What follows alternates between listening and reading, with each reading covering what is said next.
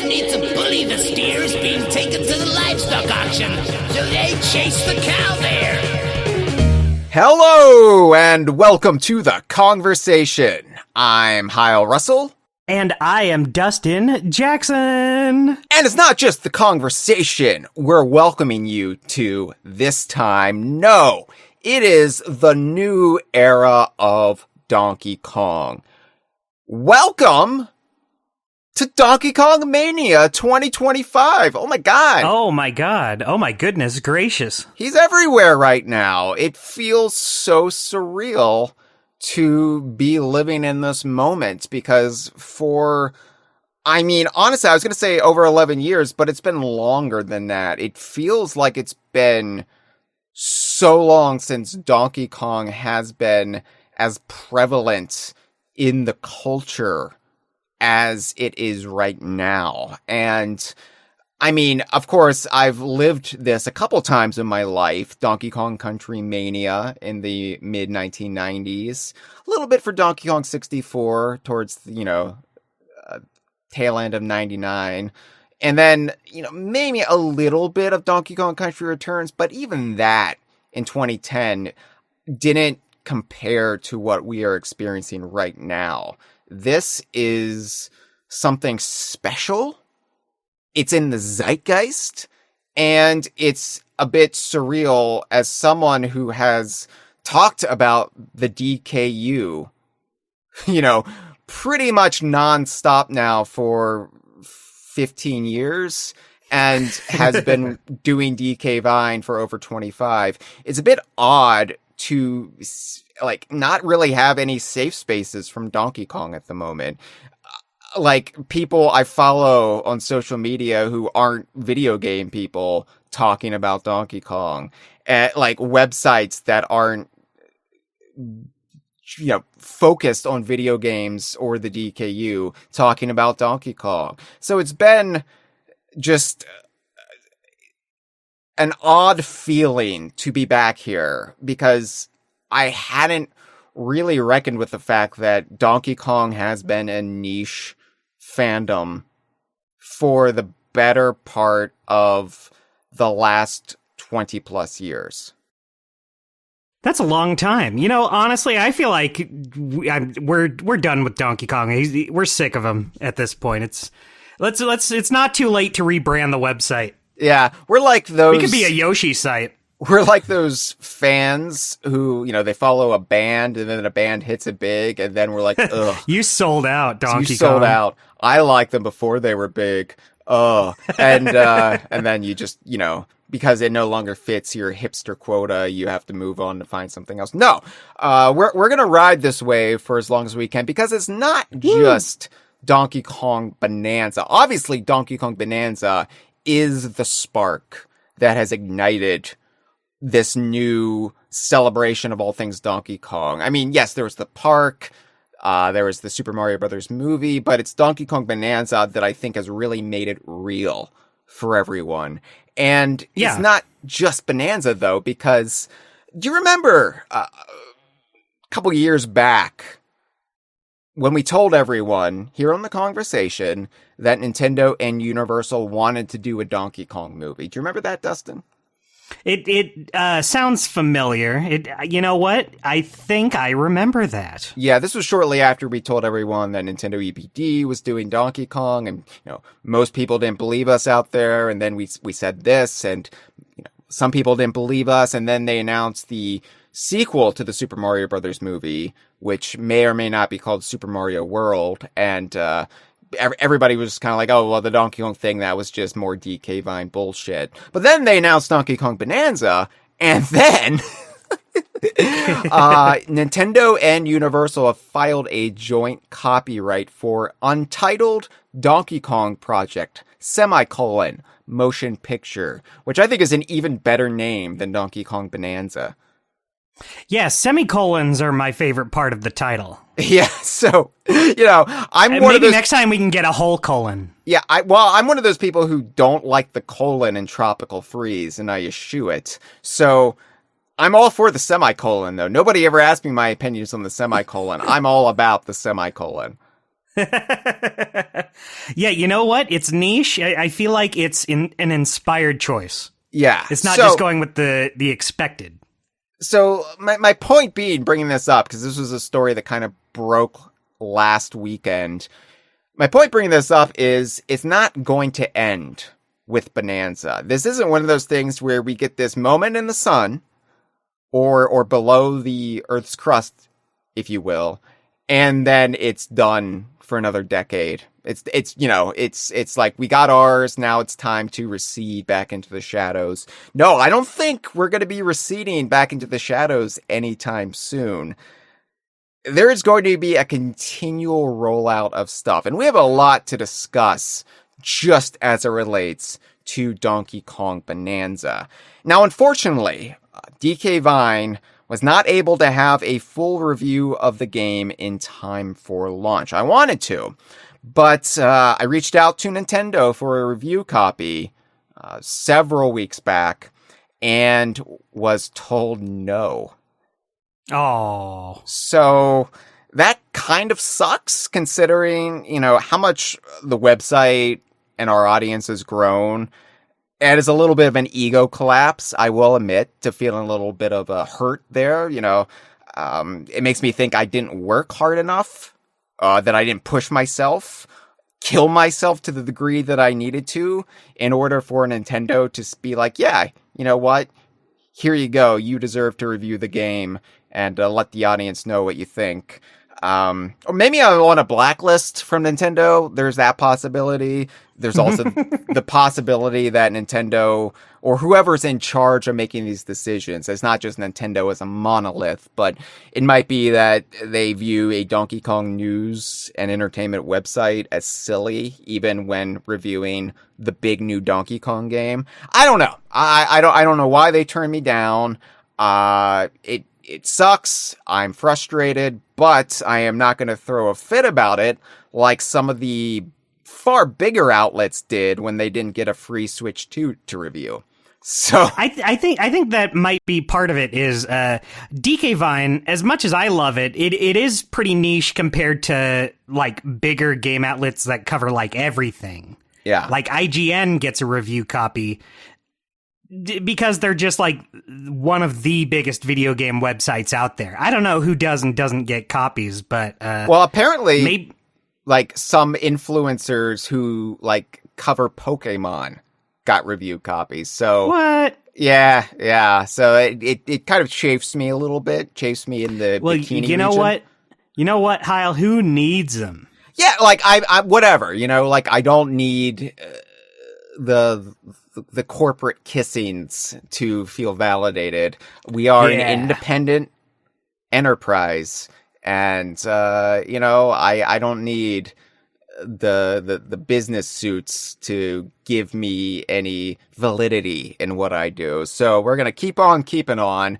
I will have a written review of Bananza at some point, but I want to really spend some time with it before I just pump something out like my infamous Donkey Kong 64 review back in 1999. So let me also explain really quick before we move on how we are handling spoilers on DK Vine and the Kongversation as it relates to Donkey Kong Bananza. So the game leaked a couple days before it even came out, but now that the game is out, we are not going to just spoil it. For one thing, I'm still playing it and I'm taking my sweet time. I'm savoring it. And this is what I've decided. We are going to be discussing the game on the Kongversation in chunks, which is apropos for a game that involves lots of chunks. But I was going to say all of the chunks. We are not going to be discussing spoilers beyond the specific area or sublayer grouping that we are discussing on a particular episode. So, we are discussing our first impressions on this episode, and we are discussing through sublayer 10, which is kind of the introductory training area, the spiral mountain, if you will, of Donkey Kong Bananza. And I realize this way of doing it might be aggravating for those of you who beat the game in the first 12 hours and you just want, the full rush of Donkey Kong Bananza discussion, debate, analysis, and then, you'll move on to Metroid Prime 4 or whatever. But this is not, this is not a general news site like IGN. We're not going to be moving on anytime soon. So what we are going to do is we are going to do probably an episode per sublayer grouping, right? And that's a good idea. No spoilers beyond that episode. And then when it's all said and done, we are going to probably have a big panel discussion talking about the full game and just everything in full context. And in the meantime, we're going to break those episodes up with other topics along the way, but we won't be mixing in Bonanza spoilers into those episodes. And then that way, if you are taking your time with the game, or even if you haven't played it yet, you haven't picked it up yet, then you can have these episodes of the podcast to listen to as you finish each area without any risk or danger of spoiling the game for yourself. And, I think that's a nice way to do it. I think it's fair. I think it keeps us engaged in the game, even though we're all taking our time with it. We're all playing at our own speeds. And yeah, that's how we're going to do it. I think that's a beautiful way to do it. Like I've been brought to tears by how well thought out this is. I was going to say you cry over nothing, but the truth is I cried over nothing playing this game for the very first time last Thursday. So we're all kind of emotional right now. Yeah. Yeah. You know what? I think so. I think that's fair. I cried when I stubbed my toe the other week and it sucked. That's a pain response. That's different. Yeah. Yeah. Yeah. Well, it's still crying. It is. And crying is healthy, my dudes. Yeah, it's dudettes valid. And dude, they, thems. It's all healthy. Be in touch with your emotions. You're going to get emotional playing Donkey Kong Bonanza. And if you don't, you're a sociopath. Anyway, Donkey Kong Bonanza, first impressions and Sublayer 10 discussion on this episode. I'm pumped. I'm jazzed, one might say. I am jazzed as well. But before we get into it, I want to give a quick plug for all of our various things that we want to lure people to. Donkey Kong is hot right now. Donkey Kong is going to remain a hot property. So what better time than now to join the DK Vine Forum? The DK Vine Forum has been a thing since the year 2000, and it's had a sordid past, and eventually we had to just build a new forum because the old one finally broke. But hey, it still exists, and I realize a message board is a very antiquated way to discuss things on the internet, but I still think it's superior to your Reddits or social media threads. Like, there's a permanence to forum discussions that isn't there elsewhere. There's no aggregate for upvotes. There's no algorithm withholding from you what you might want to see. It's just linear chronological discussion. So, and that's the best kind of discussion there is. I'm not Dr. Manhattan. I can't have a discussion in little fragments across the timeline. So, join the DK Vine Forum if you would like to discuss the exciting future of the series. DKVine.com/forum? What is the URL right now? What is it again? Huh? You're asking me? Hold on. Because there's a joke one. Yeah, that's it. I said it right. There's a joke one that goes to the infected toe and peroxide. Remember that bit? Oh boy, do I ever. Yeah. What a time for DK Vine. And it's still up there, even though the forum mods and some of the other staff want me to take it down. I'm like, sure, I'll take it down. And I just don't, because honestly, I have a bit of a mischievous side. Right, you're a liar. Well, Jeff is the staff member who lies the best, but I am a little impish trickster god at times. Right, you're a Rumpelstiltskin in training. Yeah, I'm a little fifth dimensional imp who shows up every 90 days to mess with people, and then I just go back to the straight-laced Hyle who keeps it professional. Not professional That's a good enough. balance. Not professional enough to get a review copy from Nintendo, but maybe that's my problem. Because you're so mischievous. Maybe that's my problem. Is Nintendo went to the forum and then they accidentally saw the infected toad peroxide and then they blacklisted us. They said, no, you can't do that. Ew. Well, speaking of social media, though, if you do want to engage with DK Vine on social media, follow us on Blue Sky. Now, just like the Kongversation, I'm not spoiling Bananza on Blue Sky or any of our other social media. It's not like I'm just going in, putting screenshots up that like give away stuff that people might want to experience in the game themselves. Any screenshots I post are stuff from the pre-release period, stuff that was already known about. But, yeah, I mean, it's a good way to keep up with also the news as it happens. There's lots of exciting things happening under the DK and maybe broader DKU eventually, but right now, mostly Donkey Kong. But yeah, if you want to keep up with what DKVine.com is doing, follow us on Blue Sky. And finally, as I mentioned, we are independent Donkey Kong journalism, and we couldn't do it without our patrons. Hello to our patrons, because we live stream these episodes for our $5 and up patrons, Dustin. Hell yeah, we do, Hyle.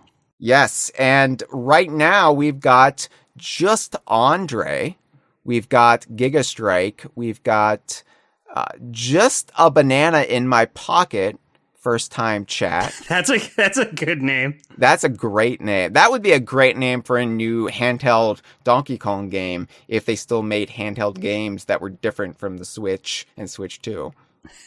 Yeah, it would have been perfect like 10 years ago. We had Conker's Pocket Tales, and then you could have had Donkey Kong, Just a Banana in My Pocket. And then the commercial, I can just imagine the commercial. The lady's like, is that a banana in your pocket, or are you just happy to see me? And then it goes, it's just a banana in my pocket with Donkey Kong. Yeah, exactly. Come in the Game Boy Pocket. Yeah, those 90s commercials, they were the best. Yeah, like a weird angle on someone playing the Game Boy and Donkey Kong, and he goes, whoa! Wow! They don't make them like that anymore. They don't. And honestly, they don't make them at all. For as much as I did like the Donkey Kong Bananza commercial, I did want some gross out factor in it. Anyway, March Rose, S. Monaco 14, and Chocolate Milk Drinker. Hello, everyone. Hello. Just a Banana in My Pocket isn't a first time. Technically, they've been around since 2014. It's just they've come back into the fold because of Bananza. Those are the best things. The folds. Yeah. So anyway, if you would like to support Donkey Kong journalism, hey, we broke this game. We broke the Donkey Kong movie. What else might we do with just a little bit more funding? I'm not saying give me money. We're crazy. I'm not saying give me money and I'll make a new Banjo-Kazooie game happen or anything, but you never know. You never know. Give Hyle money and he'll say whatever you want. And I'll just will it into reality. I have that power. I actually don't know shit. I just make reality. I'm actually like a fragment of God. Conker's Pocket Tales 2? Sure, why not? Sure, why not? I'll make it happen. I just need a little bit more Patreon money. Come on. Grab by the Ghoulies 7? To be fair, anybody who wants a new Grab by the Ghoulies is already a TK Vine patron. That's true. It's not enough to make it happen. It's not. But thank you to our existing patrons and our future patrons. Thank you. All right, Dustin, are you ready? Ready for what, Hyle? Lay that smack down on me. Well, I will be discussing rocks on this episode, just not Dwayne The Rock Johnson. This one's better, I think. This was so much better. I would take all these rocks. By the way, I have never thought about rocks and minerals as much in my life as I have the past 2 days. We were recording this on Saturday, the Saturday after Bananza was released. So about 48 hours with the game, more or less. But yeah, we are talking about Donkey Kong Bananza, our first impressions. And let me tell you something. I had a bit of a drama. It was a mini drama. It wasn't that severe. But oh my goodness. If you recall, when I pre-ordered my Switch 2, I didn't pre-order any of the games with it because for me, I just needed my Switch 2 insured, and then I would worry about Mario Kart World and Donkey Kong Bonanza later. So, right. I eventually decided to pre-order Mario Kart World through Best Buy and, had it shipped to me. But then FedEx lost the package. Yeah, and so it was just lost in transit. So I ended up picking it up at a store, and then I ended up returning the copy of Mario Kart World. I eventually got the next week, but I was with Bonanza, I don't want any mishaps. I need it the day of, the morning of. And I know some people out there are why don't you just download it at midnight when it goes live? Well, it's a new Donkey Kong game. I need a physical copy. The Mario Kart, I didn't mind having digital just because that's one, I can break out with friends at random times. Mm-hmm. But Donkey Kong Bonanza, I needed to have that physical. Yeah, I needed that little red case with Donkey Kong and Pauline on it. I'm holding it right now in my hands, just kind of stimming off of it. I'm just absorbing the residual kinetic energy of a new Donkey Kong game. But I think that's how you become the next Donkey Kong. Yeah, it's when Donkey Kong dies and they have to choose the next Donkey Kong. You have to, they go to your house and they ask you all these questions and make you take these tests. And it is also just, your DK meter. They see how many DK midichlorians are in your bloodstream, and then you become the next Donkey Kong. But yeah, it's actually a very boring process for something so cool. I needed the physical copy, so I was and besides, I didn't want to start it at midnight because I wanted it, to go into it fresh the morning of when the sun's out. So I decided I was going to pre-order but pick up from Best Buy. So, and I weighed my options here, with the big department stores like your Targets and Walmarts, you can't pre-order and pick up, so you just have to kind of show up. With GameStop, you can pre-order and pick up, but all of my local GameStops don't open until noon during the week. Oh, wow. That's late. Yeah, so I was I'm not going to wait until noon. So, and, maybe GameStop would just staple the receipt to the game box, and that would do me any good. So I was Best Buy opens at 10 a.m., I'll just, 10 a.m.'s fine. I'll go show up at 10 a.m., pick it up, copy I've already purchased. So did that. And the day before, I was getting a little nervous because Best Buy was, supposed to send me a message and an email and a text message saying, hey, we'll have this. It's here. We'll have it for you tomorrow. And I still wasn't getting anything. And I worked retail in the past. I know how it works. And I know, they will get in copies of something, and any pre-orders will be then put aside, and held apart from the in-store inventory. And it's okay, well, maybe it's going to be one of these things where when they close the store the day before, then the emails and text are released from the system. So maybe it'll be 9 p.m., 10 p.m., or midnight the day of, I will get my message. And midnight the day of, I did get a message, and it said, it's taking us a bit longer to get your order. Jesus. And I'm like, so you don't have it? So the morning of, I woke up and I got another message. It's going to take us several days to fill your order. That's not what you want to hear. And I'm like, you didn't even get Donkey Kong Bananza in? So I called and they said, yeah, we didn't get it in time. I that's a situation where it's like, are you fucking kidding me? But also, it's not like it's their fault necessarily. It's not their fault. It's not the store's fault. But I am like, yeah, what is happening that this major new release isn't even at Best Buy in time? So I just went to Target because they were open the earliest, and I showed up, and they had put the game out yet. It was still in the back, and I ran into this when Donkey Kong Country Returns HD came out, so I knew what to do, and I was like, I want to buy the new Donkey Kong game for the Switch too, please. And they didn't have the amiibo in stock, but I did pre-order the amiibo, but have it sent to me, so I'll be getting the amiibo on Tuesday, apparently. But yeah, that's something you can wait for. Yeah, so I got the game, and I came home and was ready to go by 9 a.m. So it kind of worked out for the best. And I also canceled my pre-order for Best Buy, so I wasn't charged twice. Good. You know what, Hyle? I'm proud of you for taking the initiative. I took the initiative. I'm sure your situation was just a lot more rote and simple. Yeah, we all pre-ordered at GameStop. We went to the GameStop. Ours opened at 11, so still a little later, but not so late that we couldn't pick it up. But yeah, we just got there. They had them all ready. We got them and then went home. I would hope a store that's ostensibly dedicated to video games would have the big new Nintendo release ready to go.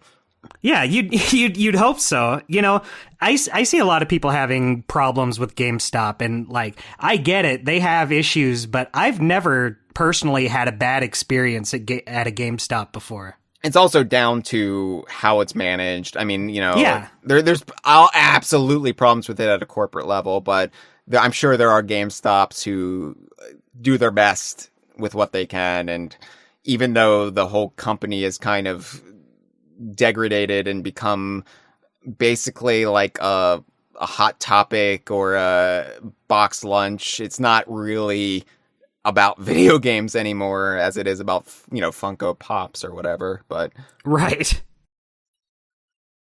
yeah. So anyway, came home, put it in my Switch 2, sent out a little message on social media saying I'm about to start, so you might not hear from me for a bit.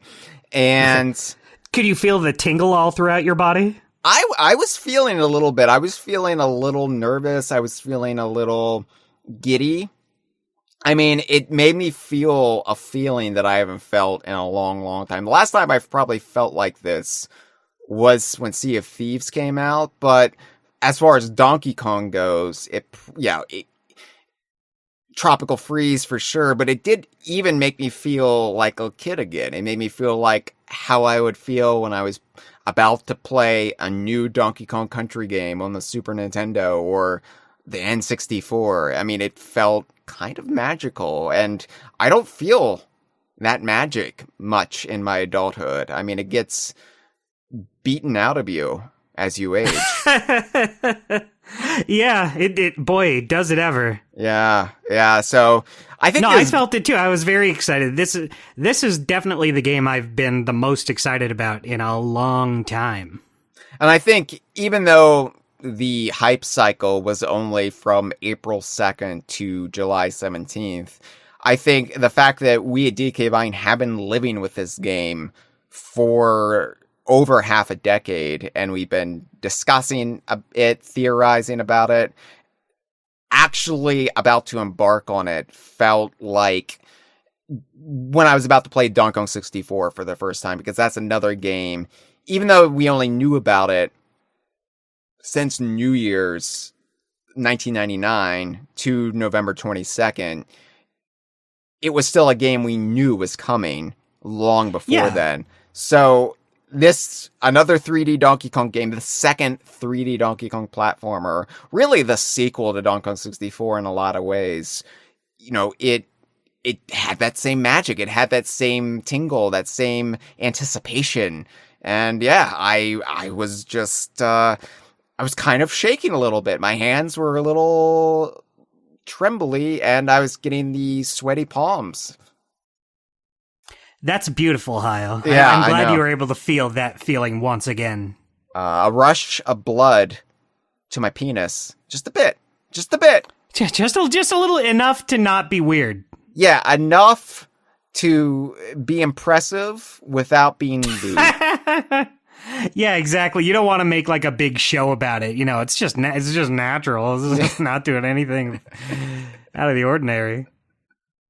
So, I mean, a lot of what we were experiencing with this initial area were things we were familiar with. If any of us watched the Nintendo Treehouse event the day after Bonanza was revealed, we saw a lot of this. Not all of it, but we saw a lot of this. You know, this has existed in some form from the demos that have been floating around.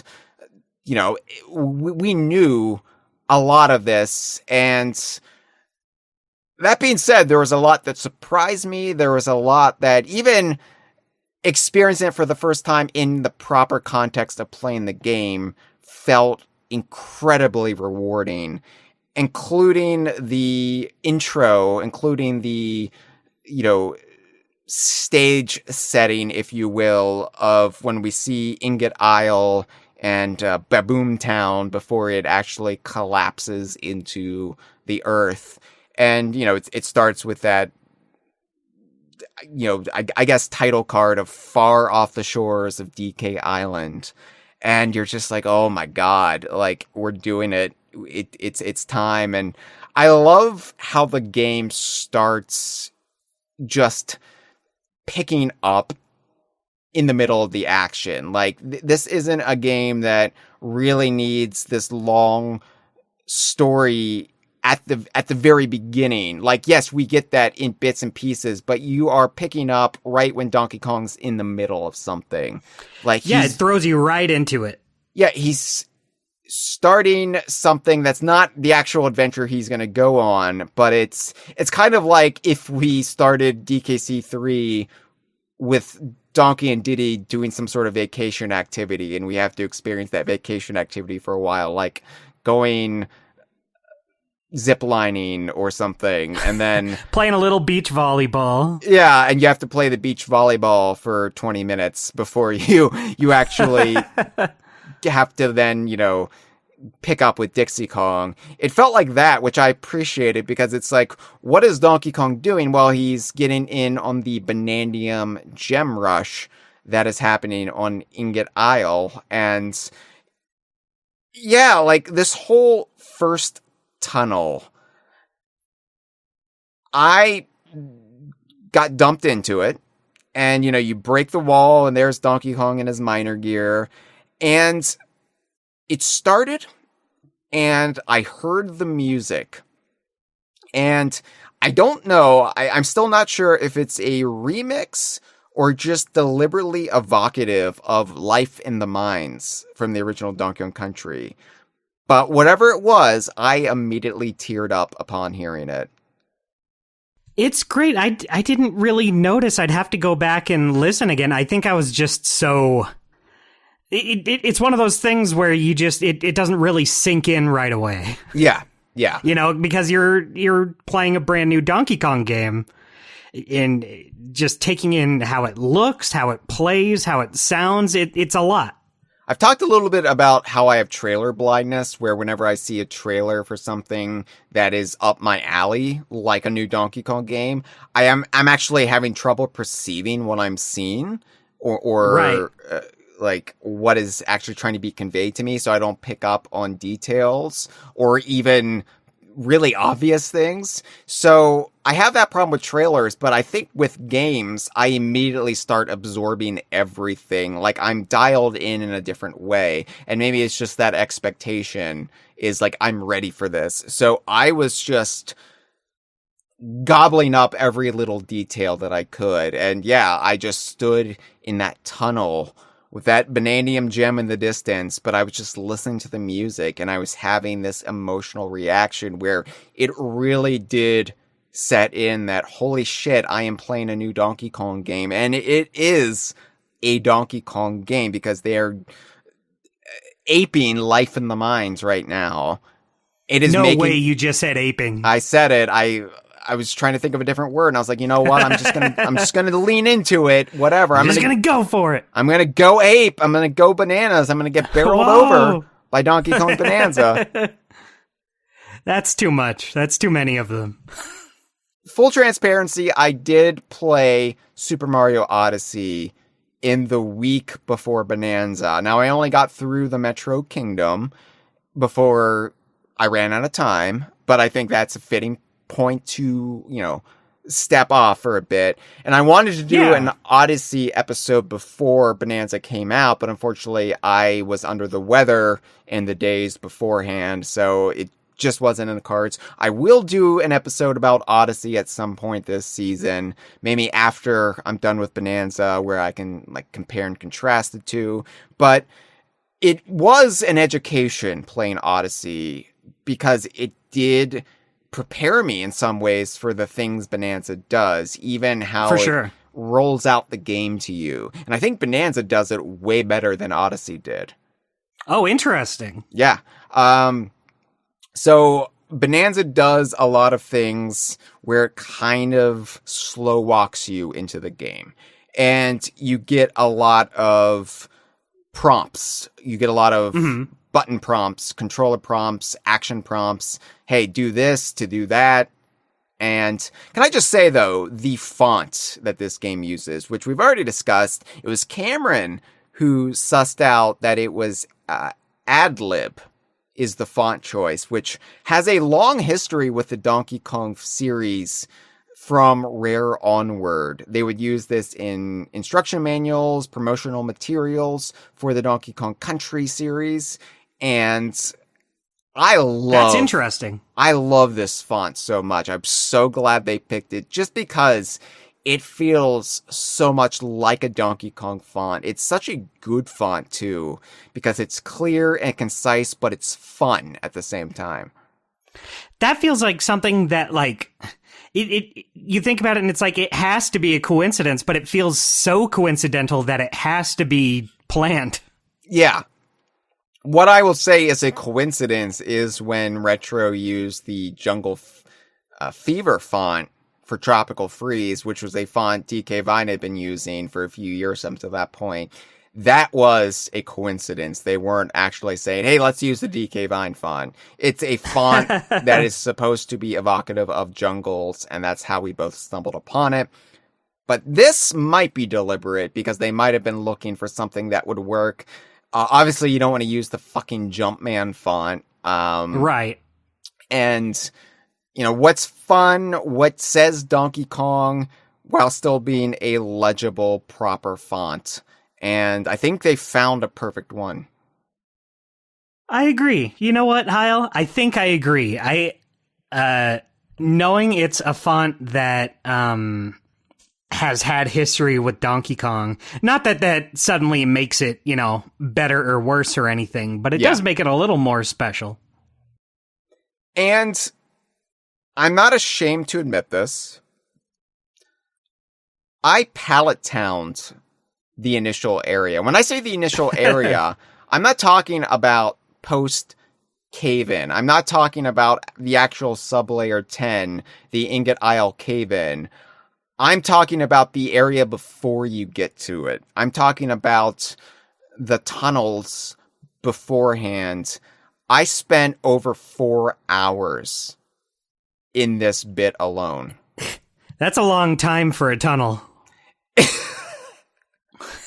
It's called tantric sex. It's one of my favorite ways to make love. You just Right, you just do it for hours. You stay in that tunnel and you don't leave. This sucks. This is. Let's try again. No, I've talked about the extremely aggravating way I played Pokemon back in the day, where I didn't leave the grasses outside of Pallet Town for months. I leveled up my Squirtle and then Wartortle and then Blastoise. Just walked around fighting the, various wild Pokemon that attack you, the two that attack you in that area. Yeah. And Various is being very lenient. And yeah, like Pokemon fans like Mitchell Wolf get so pissed off when I talk about this. But I didn't spend the full 4 hours in this initial tunnel. It was the tunnels. I timed it from when I started to when I actually got to the cinematic scene of Voidco, like, pushing the Boomtown down into the Earth's crust. I timed it, and yeah, it was over 4 hours from when I actually started the game to when I got to this point. But you know what, Hyle? There's no wrong way to enjoy a game. Whatever brings you happiness, you gotta stick to that. The way you play Pokemon is wrong, though. Well, that's why I'm not a Pokemon influencer who would get a review copy of this game. I'm the Donkey Kong guy who doesn't get a review copy of the Donkey Kong game. Right. Yeah. If you were a Pokemon website, you would be laughed out of this industry. I know. Or maybe it'd be respected. Maybe people would be like, you know what? That's dedication. Well, I am dedicated to playing Donkey Kong. Like I said, this is the first new standalone Donkey Kong game after 11 years. I was going to take my time, but it also got me used to the controls. It got me acquainted with how to play this game. And thankfully, I had watched the Treehouse videos. I have seen so much in the way of footage and screenshots. So I was acclimated to what you can do as far as interacting with the terrain and turf and breaking apart everything, all those wonderful voxels. I was prepared for it, but I wasn't prepared for it. I knew what you could do, but I didn't know how to implement it. I didn't know how that would exactly feel. And that was a learning curve. Like going into my experience with 3D platformers prior to this, even Odyssey, but speaking more truthfully, games like Donkey Kong 64 and the Banjo-Kazooie series, and then jumping into this, there was a shift, getting used to how you play Bonanza versus how you play a more traditional 3D platformer. The punching, the digging, the smashing, the tearing. How are we feeling about that, Dustin? I like it. I think it's very satisfying. I mean, I feel like a lot of my time playing has just been digging, exploring, wasting time. Wasting time. It's so good to waste time in this game. Yeah. Oh my God. It took some time for me to feel comfortable doing this. In that initial tunnel, obviously I started smashing things, and you can't really move without smashing things in this game. You're going to bust shit up even when you land from just the smallest bit of height. Yeah. And that helps because it helps train your brain that, hey, this is okay. You're supposed to play the game like this. It's a game that's all about, as Kotaku said, breaking rocks, right? Yeah, it's true. That's, maybe not the most exciting way to sell the game, but it is true. Well, they actually said punching rocks, so, I mean, that's a little bit more exciting. But, yeah, I, of course, am a nature lover, and the thing about hiking, the thing about actually being out in the wilderness is you're supposed to leave no trace. No evidence that you were there. You're not supposed to have any impact on your surroundings. So this is the complete antithetical philosophy playing Donkey Kong Bonanza. And so it was like, oh my God, look at this beautiful cave smash, smash, tear, rip, crush. Ain't a beautiful pulverize. cave no more. Oh, yeah. And of course, I also have that fear of boundary breaking, that Right. ingrained phobia from being a child and being afraid of going off screen, going beyond the flagpole, going just beyond the horizon where you're not supposed to go, where monsters lurk. And so, like, I'm like, oh God, what am I going to see? What scary thing is going to be behind this wall? Is it going to be like a big worm? Yeah, like from Grabbed by the Ghoulies. No, those things explode. The Ew. final ghoulie you encounter are the exploding worms. What a grand finale for ghoulies. I know, my worm exploded. That's what we call a climax. That's funny. That's funny stuff. So I was taking it slow just because I'm like, is this okay?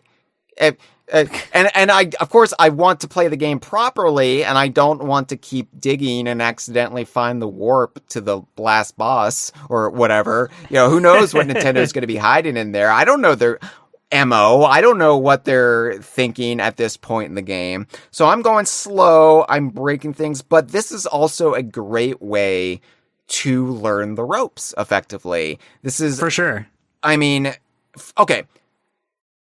How many of you at home learned you could remap the buttons, and how many of you immediately remap the buttons so you could jump with the traditional jump button? I did, but I will say I tried both, and neither one felt wrong or bad. I just went with this because I was, a little more used to it. But I was debating on it. I was like, which one should I do? Both of them seem fine for this. I was going to say, I tried to do it the way the game just lays it out for you at first. And I was like, nope, that feels wrong. And I went in, and it gives you the option. It does give you the option. And so I switched it, and then everything felt silky smooth. Yeah, for sure. Hyle, you've played Odyssey more recently than I did. Is B jump in Odyssey? I assume so. B and A can cause you to jump. Right. So you can use either or. And I actually looked into this a bit because like I said, I got through the Metro Kingdom, and I didn't 100% complete the Metro Kingdom, though, because of that damn jump rope. The jump rope where you can get a power moon if you do the jump rope 100 jumps. And, after 50 jumps, it just speeds up so fast. And I was like, all right, what's the trick here? So I did look it up online, and I saw a lot of people being snide about, like, oh, you use B to jump? Like, okay, boomer. And how about you just let people enjoy the game how they want? Yeah, so I don't know if just like the button layout is an artifact of like older games or whatever, and like the youth don't use that button to jump, but I don't know. I prefer it. Yeah, it's just what I like. I don't see how that has to be a crime. But yeah, like jumping, like it all felt good once I got the hang of it and digging and everything. But the cave-in that does happen then once you actually get to Sublayer 10 and the game's plot actually starts progressing, the cave-in that happens where Donkey Kong is trapped initially does also really do a great job of sort of making you get comfortable with the camera and how you're going to feel when you're in like complete terrain, when you are closed in on nearly all sides. It's a very claustrophobic feeling, and that feeling of panic that it elicits deep inside of you, I think it's supposed to be how you feel when the cave-in happens. Like, oh my god, I can't breathe. Donkey Kong can't breathe. Oh my god, we're suffocating. And that's a feeling you might have throughout Donkey Kong Bonanza, but you have to get used to it, and you can't have that feeling of panic at all times. But at this moment, it's appropriate. So it's kind of a genius way to really get you used to the like tunnel vision camera. Yeah, I totally agree. And the camera kind of bothered me. Like, it took a little getting used to. I don't think it's like a perfect camera. I'm really, really enjoying this game, but I have a few small, teeny tiny, not that important nitpicks, and the camera situationally it acts a little wonky, a little funky at points, but I think it's understandable given, it's usually points where you're like surrounded by terrain. Mm-hmm. Where the camera gets funky, for me, is when you get to this small open area, but it's so small the camera doesn't have room to swing around. So you're almost in a first-person view, and you can't really get a good bearing on like where you're at or what you're seeing. That's the only time the camera really hiccups.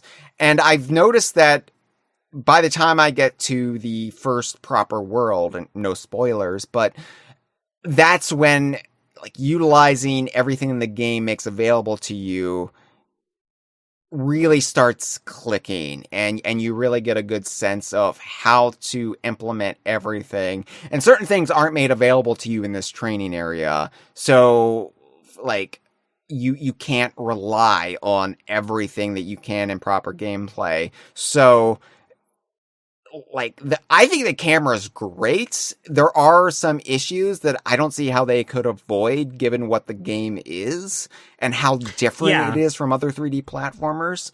But it makes sense. For me, like there's never going to be a perfect camera in a 3D game. There's always going to be one moment where you're like, what's happening? But I think Bananza is very smooth and elegant in, like I said, everything it does make available to you so you can get your bearings, so you can know where you're going or where you need to go.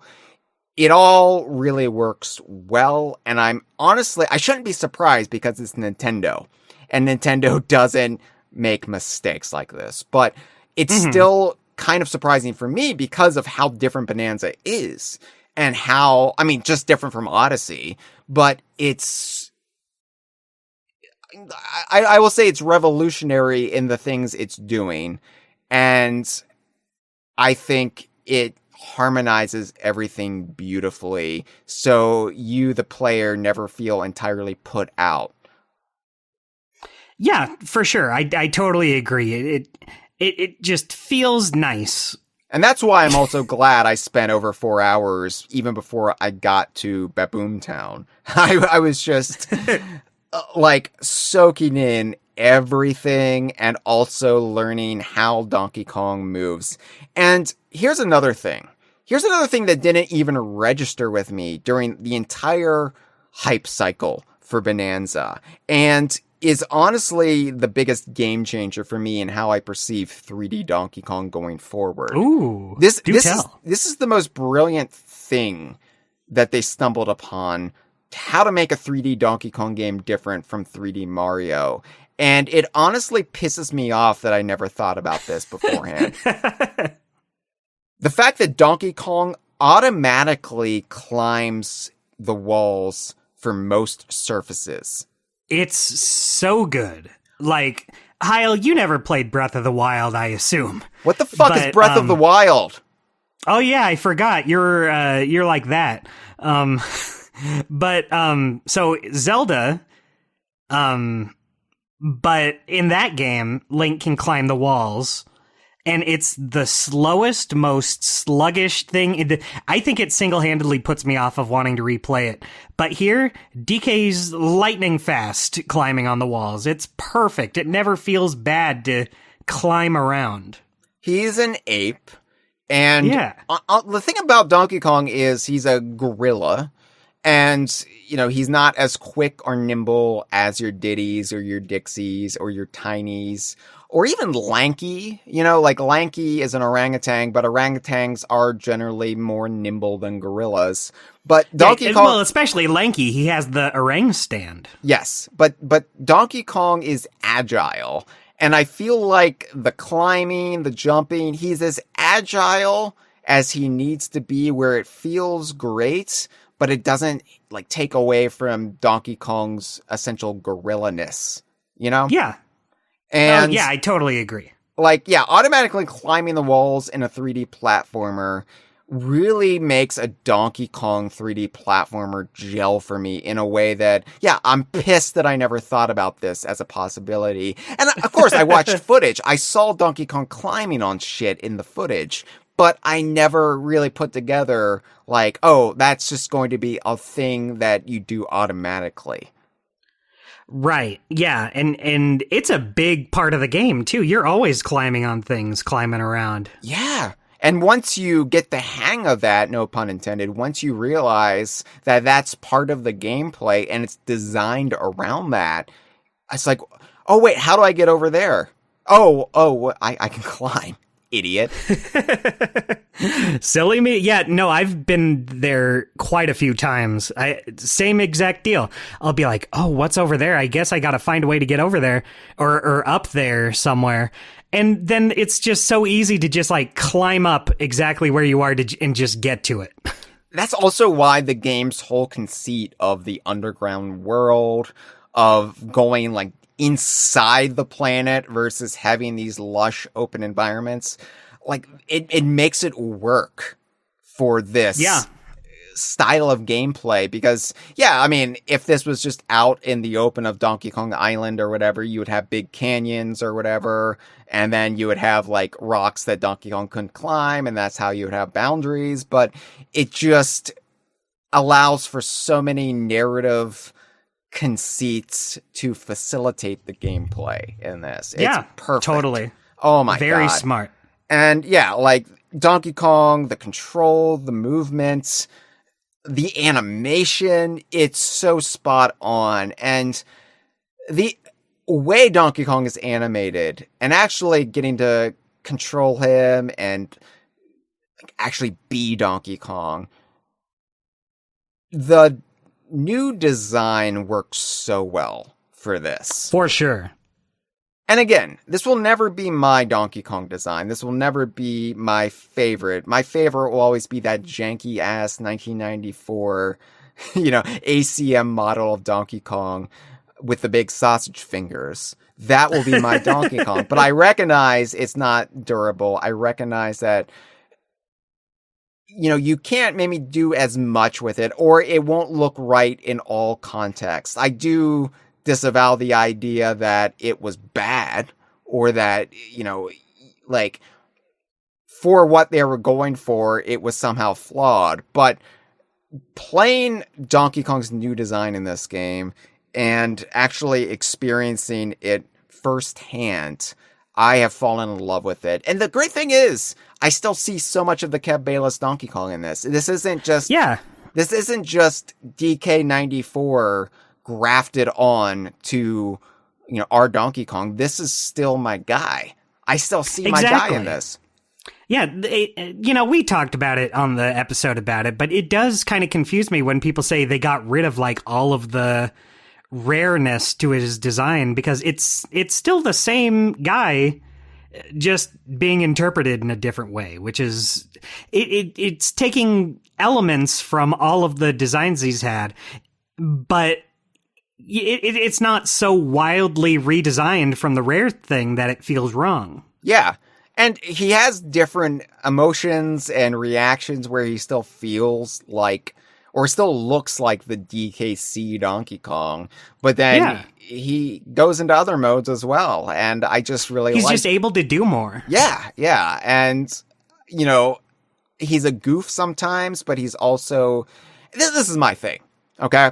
And you saw it a lot in this opening area. Donkey Kong is kind in this. Yeah. He can be kind. He, is asked to help, and he gives the thumbs up. He's like, yeah, all right, I gotcha. And this is a Donkey Kong who doesn't have a villainous bone in his body. This is a Donkey Kong who can be a little selfish, can be a little self-absorbed at times, focused on his own wants and needs, but he will do the right thing. And I think that is true to the character. And I think that's been the biggest point of contention in Donkey Kong interpretations post-buyout is, okay, is Donkey Kong going to be a stand-up dude, or is he going to be a piece of shit? Yeah, it is wild that he could vary so wildly between them at one point in time. And, you know, this is a game that Diddy Kong, he's not partnered with Donkey Kong in it. So the Regal theorem, as I call it, the Donkey Kong can never be portrayed villainous if he's with Diddy or Dixie, you know, because he's the role model, because he is the one they are emulating, and they are never portrayed in a villainous light. So Donkey Kong can't be a bad guy in this. And he is not a bad guy in this at all. There's no toothy grin jackass element going on at all. He is just our guy. He is our, you know, slightly selfish but ultimately virtuous hero. And I think that makes him a very relatable hero. That's how everyone is, or should be. Like, you know, some people are just assholes, but, you know, I think in general people are good-ish. I like to believe it anyway. Here's the thing, when you you know, they have selfish desires. When you are so beaten down by your day-to-day existence, and you're getting groceries, for example, and you're just ready to leave because you had to endure the grocery store, so you load up your car. You had to endure the grocery store. It's the worst. It's the worst. All those carts, and look, I have a phobia when it comes to the grocery store. I had to go yesterday, and I was spent afterwards. But do you want to know my least favorite thing about going to the grocery store? What's that? And it happens literally every single time. I'll be there for like one thing, and I'll get to where that thing is, and there'll be someone just standing right in front of it for minutes. Yeah, somebody was doing that the other day with Gushers in the fruit snack aisle, and it was a mom and her child, and I was like the grown-ass man wanting a box of Gushers. And so what I did was, instead of just waiting there like, excuse me, it's time for the grown-ups to get the Gushers, I wandered up the aisle pretending like I was looking for something else, and then I waited until they walked away, and then I came back and put the Gushers in my cart. Yep, that's me every time. Yep. Anyway, my point being about doing the right thing is you're frazzled, you're beaten down, you just want to go home, but then you see somebody left their cart just out in the parking lot, and you're like, should I go put it away? Should I go put it away in the little corral, the little shopping cart corral, rather than leave it where it might hit somebody's car, or, you know, an employee has to put it back? Like, this isn't my cart, but why won't I just do the right thing here? And so you have to like kind of get over your like, I just want to get home. I just want to, like, no, I'm going to put this shopping cart away. That's what Donkey Kong is. He'll weigh that for a bit, but ultimately he will put the shopping cart away. Yeah. You know what? That's a good way to show his character, I think. Yeah. When we get the Donkey Kong Country shopping simulator on mobile next year, it's just bananas. It's just banana. You just go to the produce section and you just fill your cart with bananas. It's kind of a terrible game, honestly. Right, but you can bet we'll be playing it for hours and hours. Right, we're gonna have 10 episodes on it. Each one for every type of banana. We got the regular bananas, we got the organic bananas, we got those red bananas, we have the plantains, we have the banana chips. And you can believe I paid the $50 for the deluxe banana package. Oh, of course. Anyway, yeah, Donkey Kong is just great in this, and it's just such a relief because for years now, weighing what an EPD developed Donkey Kong game would be like, there was the fear, that they're going to interpret him in a way I'm not going to like. I'm not going to approve of as somebody who fell in love with the gentle, good-hearted beach bum mentor of Rare's games. Yeah. And no, he's my guy. He's still here. But, but the whole, like, getting used to the controls and getting used to how Donkey Kong moves, it really, I think, this is maybe one of the best introductory areas in any 3D platformer. It's really good. Ever. Because it does just enough of hand-holding, but it also allows you to explore. It also allows you to discover things, but things that aren't consequential. Like, you're not in risk of missing anything. Like, you didn't get that collectible in that first area? Well, you lost your chance. You're so fucked. Yeah, none of that. And that was my fear. That's also why I was partially taking my time, is I didn't want to miss anything. But no, I mean, there are 3 Banandium gems in this area. You have to get them to progress. And there's nothing that you, like, there's stuff you can visually miss, but there's nothing that you, like, will forever lose out on if you just zoom through it. Yeah, for sure. Although I wonder, like, will the story not progress if you don't get the Banandium gems in this part? No, it won't, because I think it guides you. I'm pretty sure it guides. I've only played it once, granted, so I can't say I'm the expert on this. Well, but I think at least the very first one you can just totally walk past and just not get.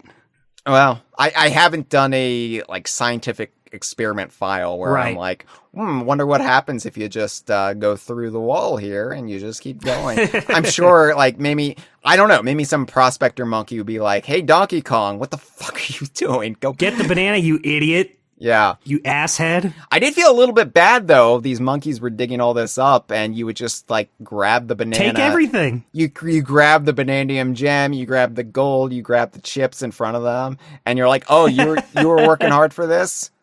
Sorry. Yeah, he's been digging for it for, like, the past 2 years, and then you come in and get, like, the last chip off of it and take it. I mean, they always have dialogue that's like, well, to the victor go the spoils. Oh, you got me good there. Like, but you can tell they're pissed off. As soon as you leave, they're going to be like, fuck that guy. They're all a little starstruck, though. They're all like, oh my god, Donkey Kong. I did enjoy how there's this degree of Donkey Kong normalcy in the starting area compared to, like, later in the game, where, like, Donkey Kong, this is still within his realm, if you will. This is still, like, Ingot Isle is still, like, within the territories of Donkey Kong Country, and, like, the monkeys know who Donkey Kong is, but also just barrels and mine carts look a little bit more traditional here. Yeah. There's not really this sense of alien otherworldliness yet. Yeah, you don't have like a shovel comes to life and it's made out of, like, fruit or something with eyes. I don't know why I was just thinking of Banjo-Tooie there. I don't know. That sounds like something. I was thinking of the shovels from Glitter Gulch Mine. Yeah, okay, yeah. I was thinking Glitter Gulch Mine there. But, yeah, like, we've seen so many mines in the DKU. That's the thing. And so, like, what can they do differently with Ingot Isle? And I think they nailed it. Like, there's so many little lovely tributes to Donkey Kong in this mine, from the arcades, obviously, with all the girders, but then you've got the Donkey Kong Country, like, mine tributes. You've got a little bit of, like maybe a little bit of retro, but I mean, that's still riffing on what Rare did. So it just feels very much like it grounds you, it roots you in the world of Donkey Kong, and then it makes what comes after feel still tonally in tune with, like, it's not like Jungle Beat, where Jungle Beat, and again, love Jungle Beat. Jungle Beat's a great game, but Jungle Beat really got off on the wrong foot because it just dumped Donkey Kong in a strange environment that just felt completely different compared to everything he had done before. I mean, yeah, jungles and you know, like natural environments are there, but it was still so much was different, and so much was new, and so much of it was avoiding what came before, where I think Donkey Kong Bonanza does just enough to make you, any returning Donkey Kong fans out there, feel like this is a continuation. Right. You're not so out of place here. Yeah. Just immediately. It's just like, oh, Ingot Isle is another location that we have never been to before, but it's still part of the same world. It's still got the same vibe. Yeah, it's not like from the get-go, look at all this crazy shit. Right. And I also love how it does reward exploration here, even if it doesn't have anything substantive in the way of collectibles. Like, there are no fossils in this initial area. Is all just, you know, gold and Banandium chips and the 3 Banandium gems. But, like, for example, there's the little viewing area outside the tunnels, and you can talk to a prospector monkey who's just like, oh, this is my little private getaway. This is where I like to just be alone. Hi. I love these guys. The prospector monkeys. So for months now, my Switch profile icon has been Bazaar Bear from off of Donkey Kong Country 3. Before that, it was Diddy and Dixie from DKC 2. But I was like, holy shit, a Brothers Bear profile icon. You know I'm going to be rocking that hard. I'm going to wear that sucker out. And when they rolled out Wave 1 of Bonanza profile icons this past Wednesday night, I was like, I should probably pick a Bonanza icon, at least for the time being. As much as I love Bazaar Bear, you know, I should embrace the new while it is new, you know, and I was like, which one? And I picked the Prospector Monkey, and I'm glad I did, because I love these guys. Yeah, me too. I've said it before, I just like there being, like, little guys around DK's world. Just like normal, average Joe characters to talk to.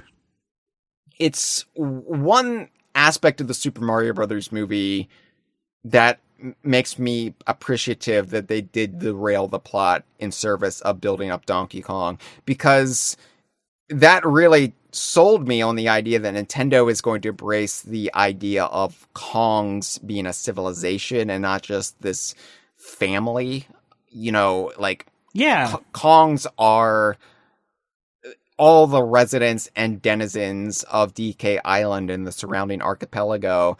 And, you know, we saw a little bit of that in Jungle Beat, sure, but the party monkeys / helper monkeys / capuchins, they always felt a little underbaked. I love their design, but they were just there without much explanation. And yeah, and given the game Jungle Beat is, I think that makes sense. Yes, but yes. Yeah, if you compare them to the Prospector monkeys, you're obviously going to get more of what you're looking for with these guys. Because nearly every Prospector monkey has fun dialogue, yeah, you know, just ancillary on the side, little musings they have, both before and after Donkey Kong wrecks some shit. So just engaging with all of them was another reason I luxuriated in this area. I bathed in it like a nice, soothing bubble bath with, like, salts and, like, herbal scents. Yeah.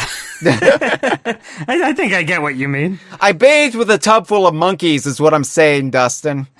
See, you just had to come right out and say it. Now I get it. Now you painted a picture I can really connect with.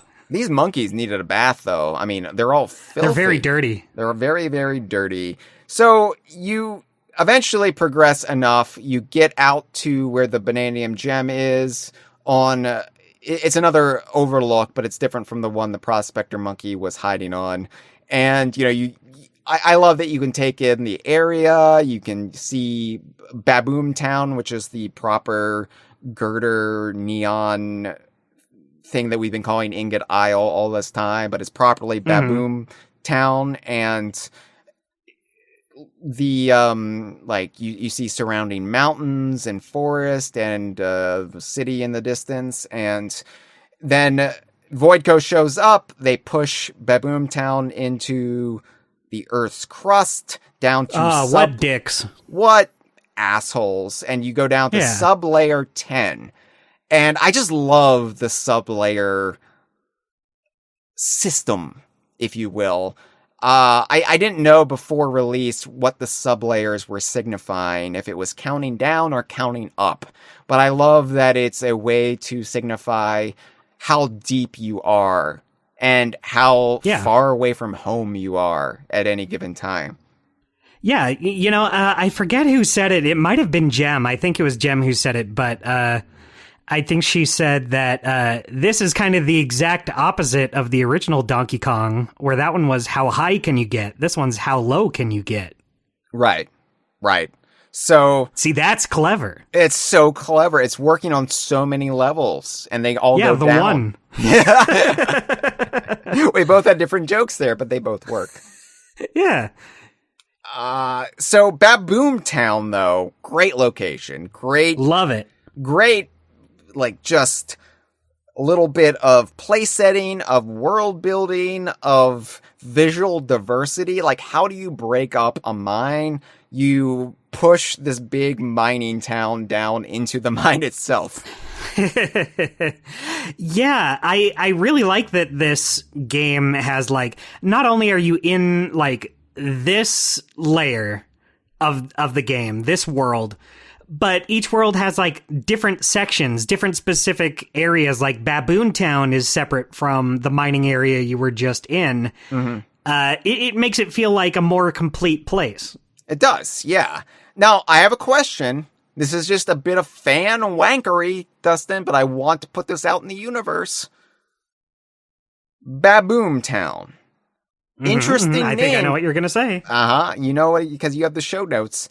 Baboom Town is an interesting name just by the virtue of the fact that the last new standalone Donkey Kong game did introduce a character named Baboom.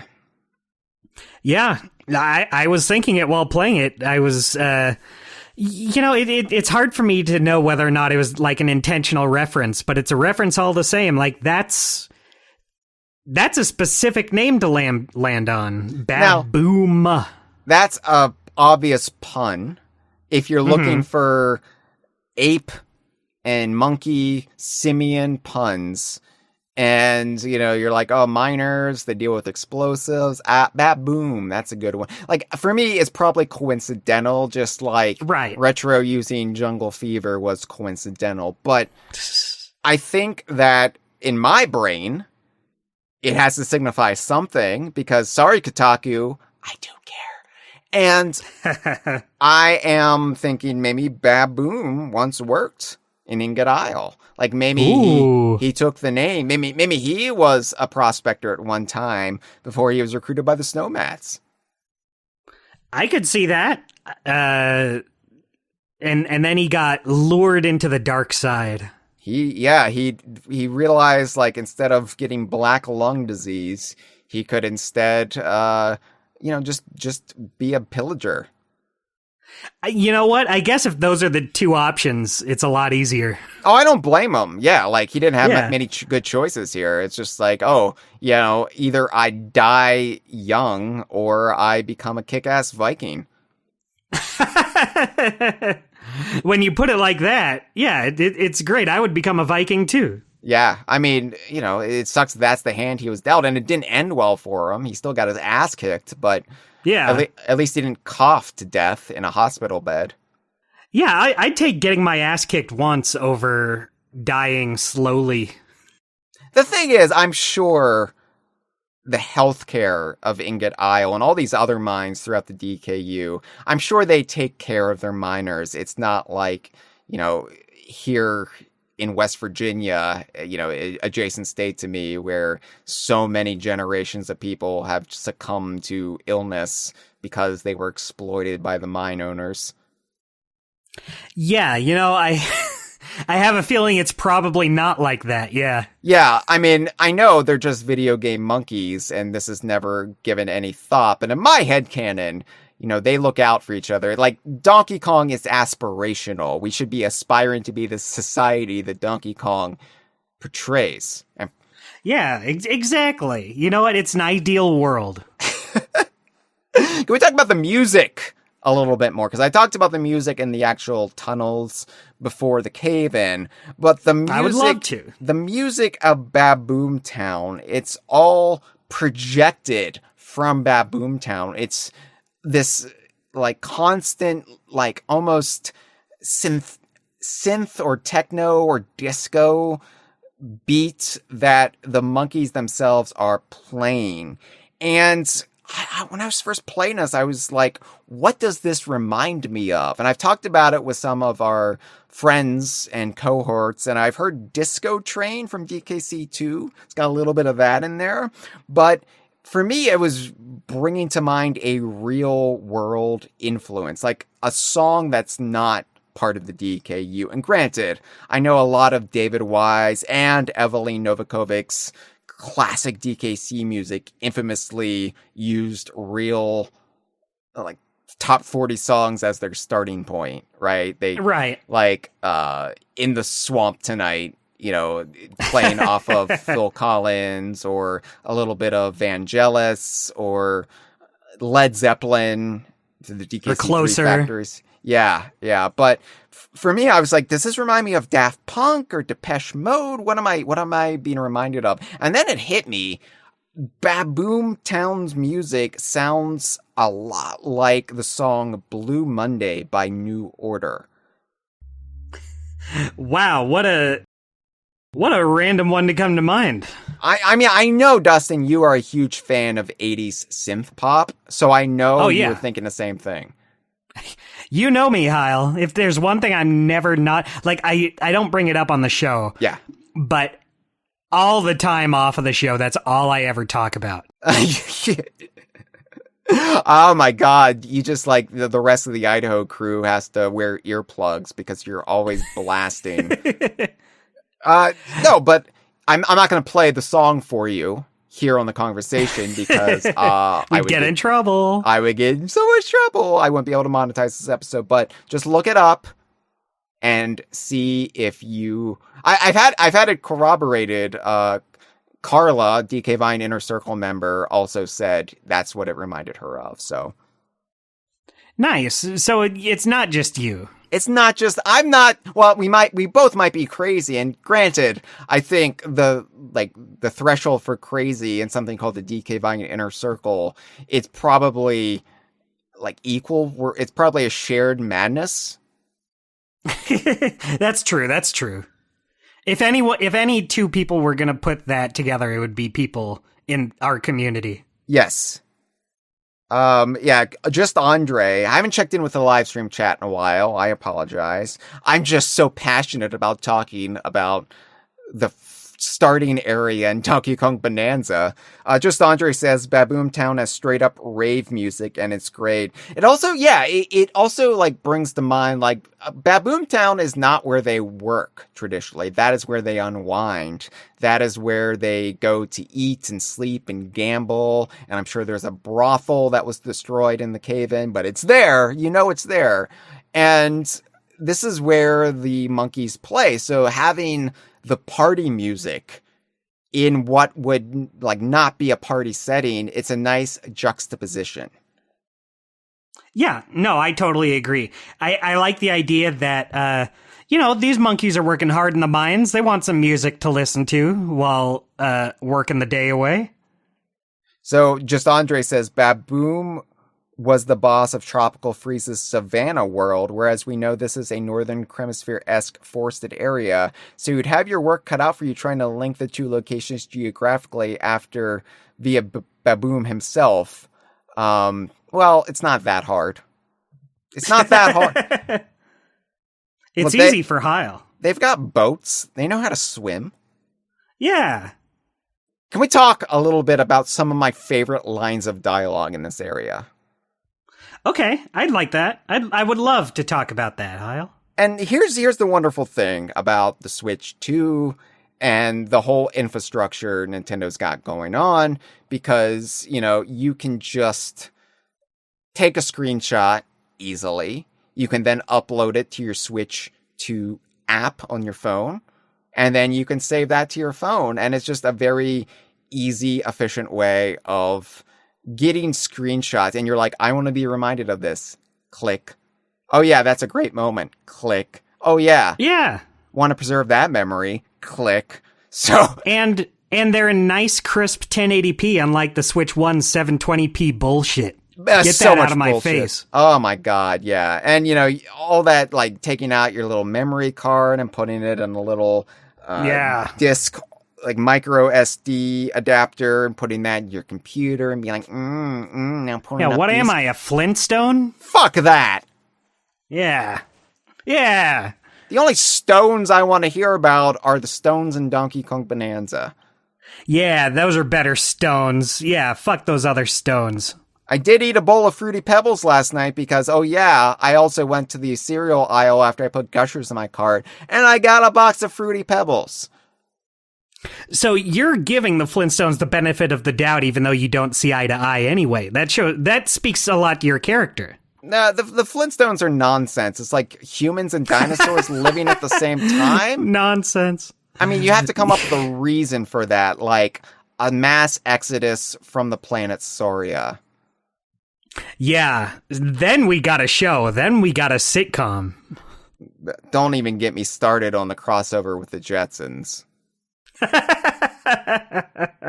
We'd be here all day. It's not how time travel works. So the dialogue with the prospector monkeys, so good. So fucking good. Here's some quotes. You ready? Oh, I'm ready for it, Hyle. You rescue a prospector monkey who got caved in, who had rubble on him, and Donkey Kong frees him. You don't get anything for freeing him, by the way. You don't get, like, a jiggy, which would be weird if they were handing out jiggies at this point, right? Yeah, that especially in, like, the first area, it'd be kind of confusing. And Donkey Kong gets the jiggy, and he's just like, go, and he's like, what was that? What came over and me? He looks at the screen and says, no one will believe you if you tell them. Yeah, anybody tried to like record that footage or streaming it, it's completely corrupted. Yeah, it's like 10 seconds of static. I know what I saw. Anyway, you free a prospector monkey, and he says, thank Ookness, that's over. Oh, thank Ookness.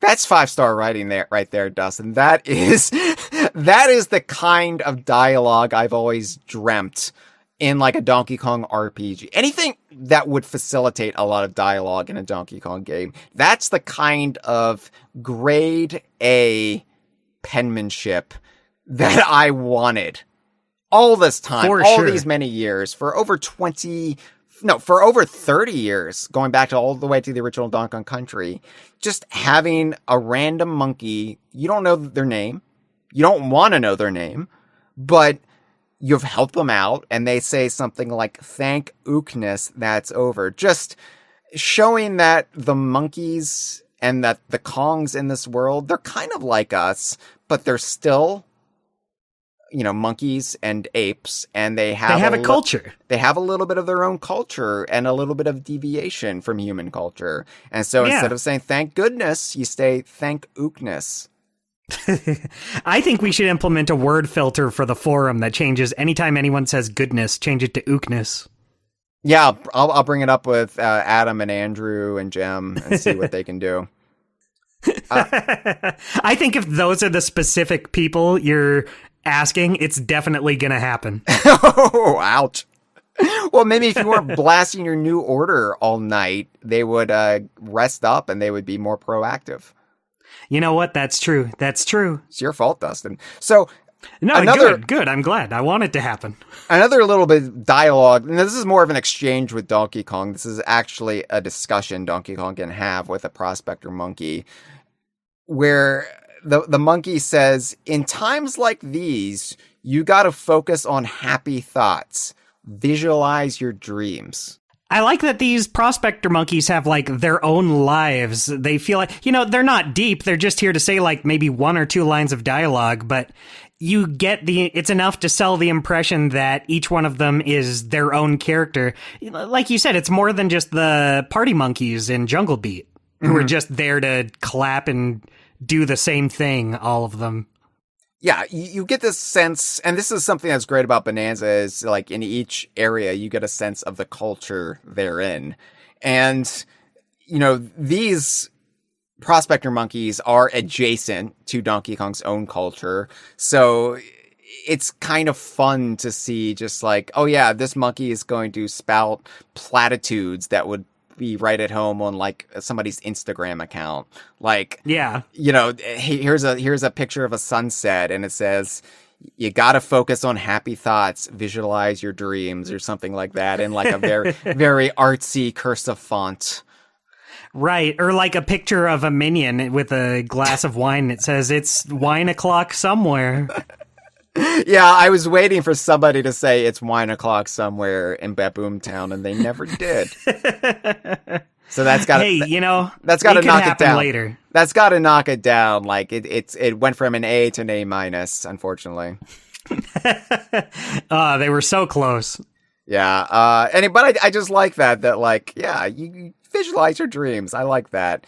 There's one monkey that says, I think this is the discussion like where Donkey Kong says like bananas, like one of the dialogue options is bananas, and he's just like, what are you after? And Donkey Kong's like, bananas, bitch. Doi. And the monkey says, knew it.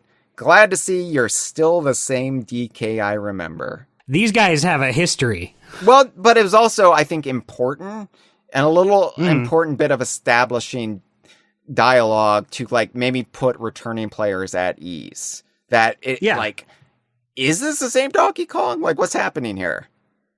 Yeah, now that he told me it is the same Donkey Kong I remember, I'm relieved. Yeah. Anyway, just great bits of dialogue. That's all I wanted to say. For sure, I love it. I love all this dialogue.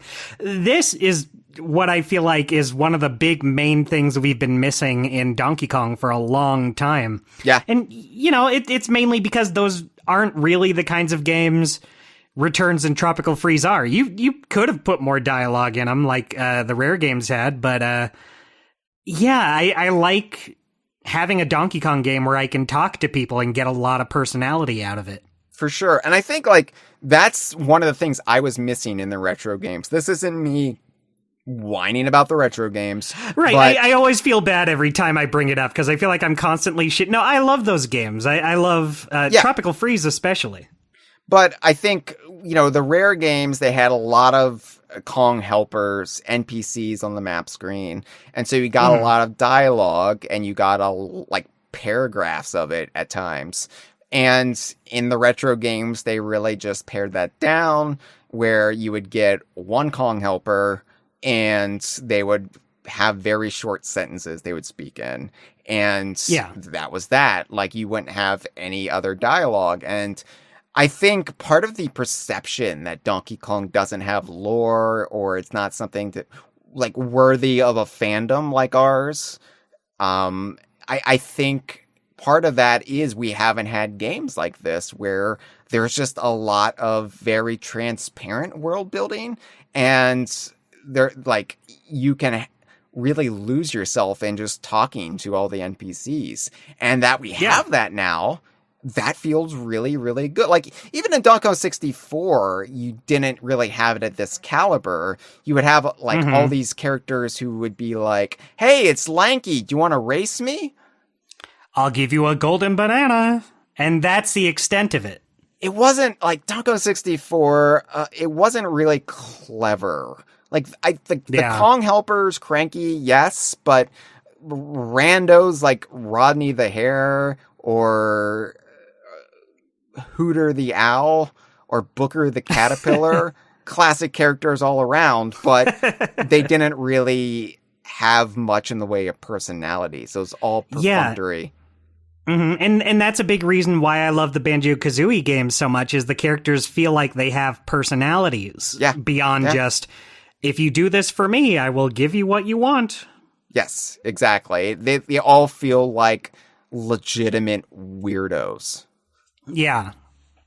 Yeah, so it is really good to have that in a Donkey Kong game. It is what we've been missing. I mean, we've been missing Donkey Kong games in general, but as far as how to execute a Donkey Kong game, and I think just not having the possibility of a 3D Donkey Kong game for so long really just made this feel like, well, we're never going to get it. We're never going to, like, have something that's this in-depth as far as the writing goes. And I mean, that's part of why I fell in love with Rare back in the day, is the writing and like the words of, say, Lee Loveday in these games. And we got it back. I mean, not Lee Loveday, he didn't do this, but you know what I mean.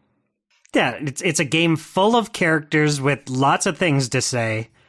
And, you know, I'm not going to like every single line a character has is the funniest, most interesting thing in the world, but I do think it really goes a long way to make this world just feel like it has personality. Yeah. So, yeah, like, when we got to the point where you had to clear the brambles to progress up Baboom Town, this game is so immaculately designed.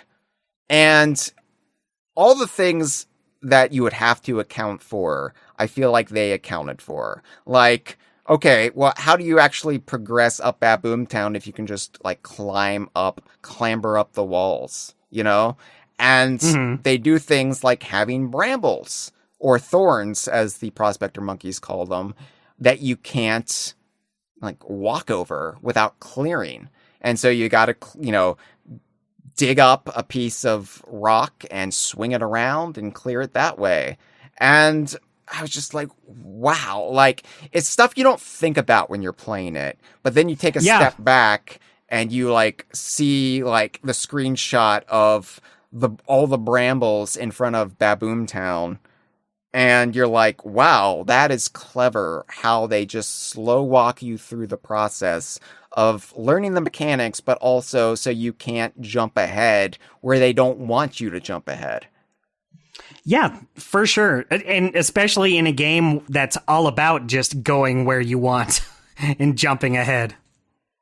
And it's also just great that they're using stuff like brambles, stuff that has such a history with Donkey Kong. And in this case, it's Grumpy Kong bioengineering brambles in these areas. And they serve as an obstacle for Donkey Kong, but it's an obstacle with history. And it's another piece of terrain for you to clear, but one that you can't use as a weapon in and of itself. Yeah, DK hurts his little hands. You go, ow! Ooh! So I haven't talked about Odd Rock. We haven't brought up Odd Rock yet, which, of course, we sure haven't. It's not a spoiler at this point. We all know it's Pauline. But I wanted to maximize the time I spent with Odd Rock. Because Odd Rock, I grew attached to the idea of Odd Rock, even after the Nintendo of Korea, like, accidental upload leak where they, like, revealed the key art with Pauline instead, and we knew, like, oh, Odd Rock is Pauline, but I still that really sucks. Like, we can talk about it now, and we have been for a little bit, but can you imagine just how wild it would have been to find out that Oddrock is Pauline if we didn't get that leak? Honestly, though, it kind of thickened up my skin a little bit for it. Like, I think had we just been dropped into it, and I think that's why so many people got disoriented by it, is they didn't know about the leak. I'm not talking about like hardcore online Donkey Kong fans. I'm talking about like the others. Right, the general public. Yeah, the unmentionables, the underclass. They didn't know about it, and so they were like, "Oh, Nintendo's throwing out Donkey Kong history. It's a reboot." And like we were all like ready for it, and so I'm kind of glad the leak happened. I think it happened for us the best way. Not everybody will agree, but I just feel bad for the person who made that oopsie doodles. Yeah. But you can't win them all. You got to know when to hold them, know when to fold them. See, you got to visualize your dreams or whatever. They didn't visualize not screwing up hard enough. That's where they went wrong. But yeah, like I grew attached to the concept of Odd Rock, and so it was a little bit weird post Bonanza Direct no longer seeing Odd Rock in anything. Yeah. And so I just Odd Rock is just not a concept anymore. Not a concept, and it's funny how how open the twist is. Obviously, we're supposed to already know going into it. I mean, Pauline's on the box art, the amiibo exist. Like it's not a secret, but in the context of playing the game, it's a secret. So it's just funny, like. And if you pull up the menu and go to the amiibo option, like there's the Bonanza amiibo with Pauline hanging on DK. So it's not even like a secret within the context of the game, just within the narrative that Donkey Kong's experiencing. Right. But once I got Odd Rock, and I was like taking my time to get Odd Rock too, because I wanted just solo time with Donkey Kong.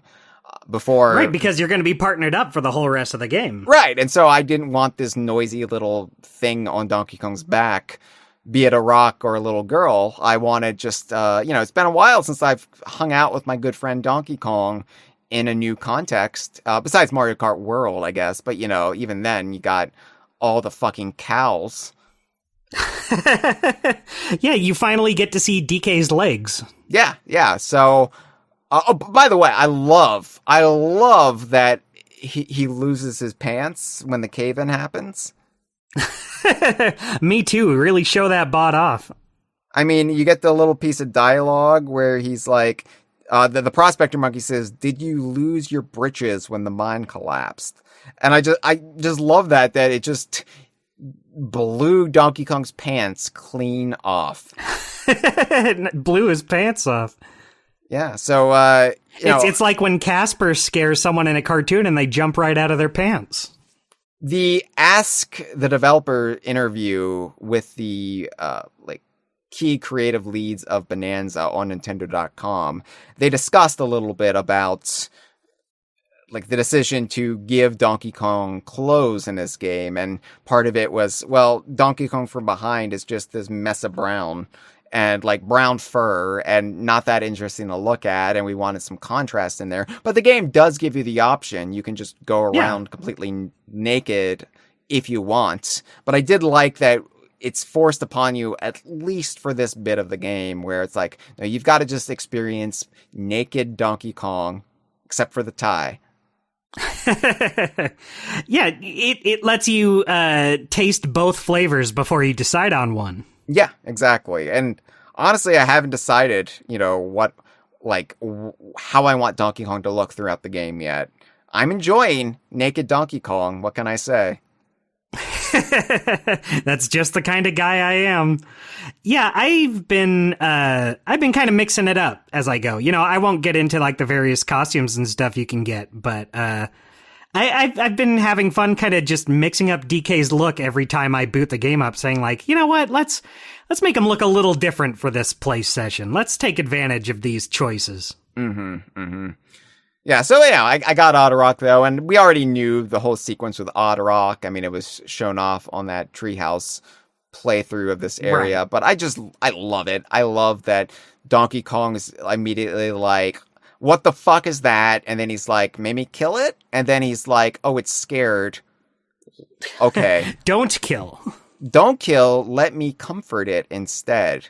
And it just, yeah, again, as somebody with an anxious dog who suffers from severe anxiety, and I mean, my dog has endured storms for like 8 days in a row now, and Right. she's at wit's end. So the amount of times I've had to like lean in and comfort her and try to calm her down, I'm like, oh, Donkey Kong is doing what I have to do every day.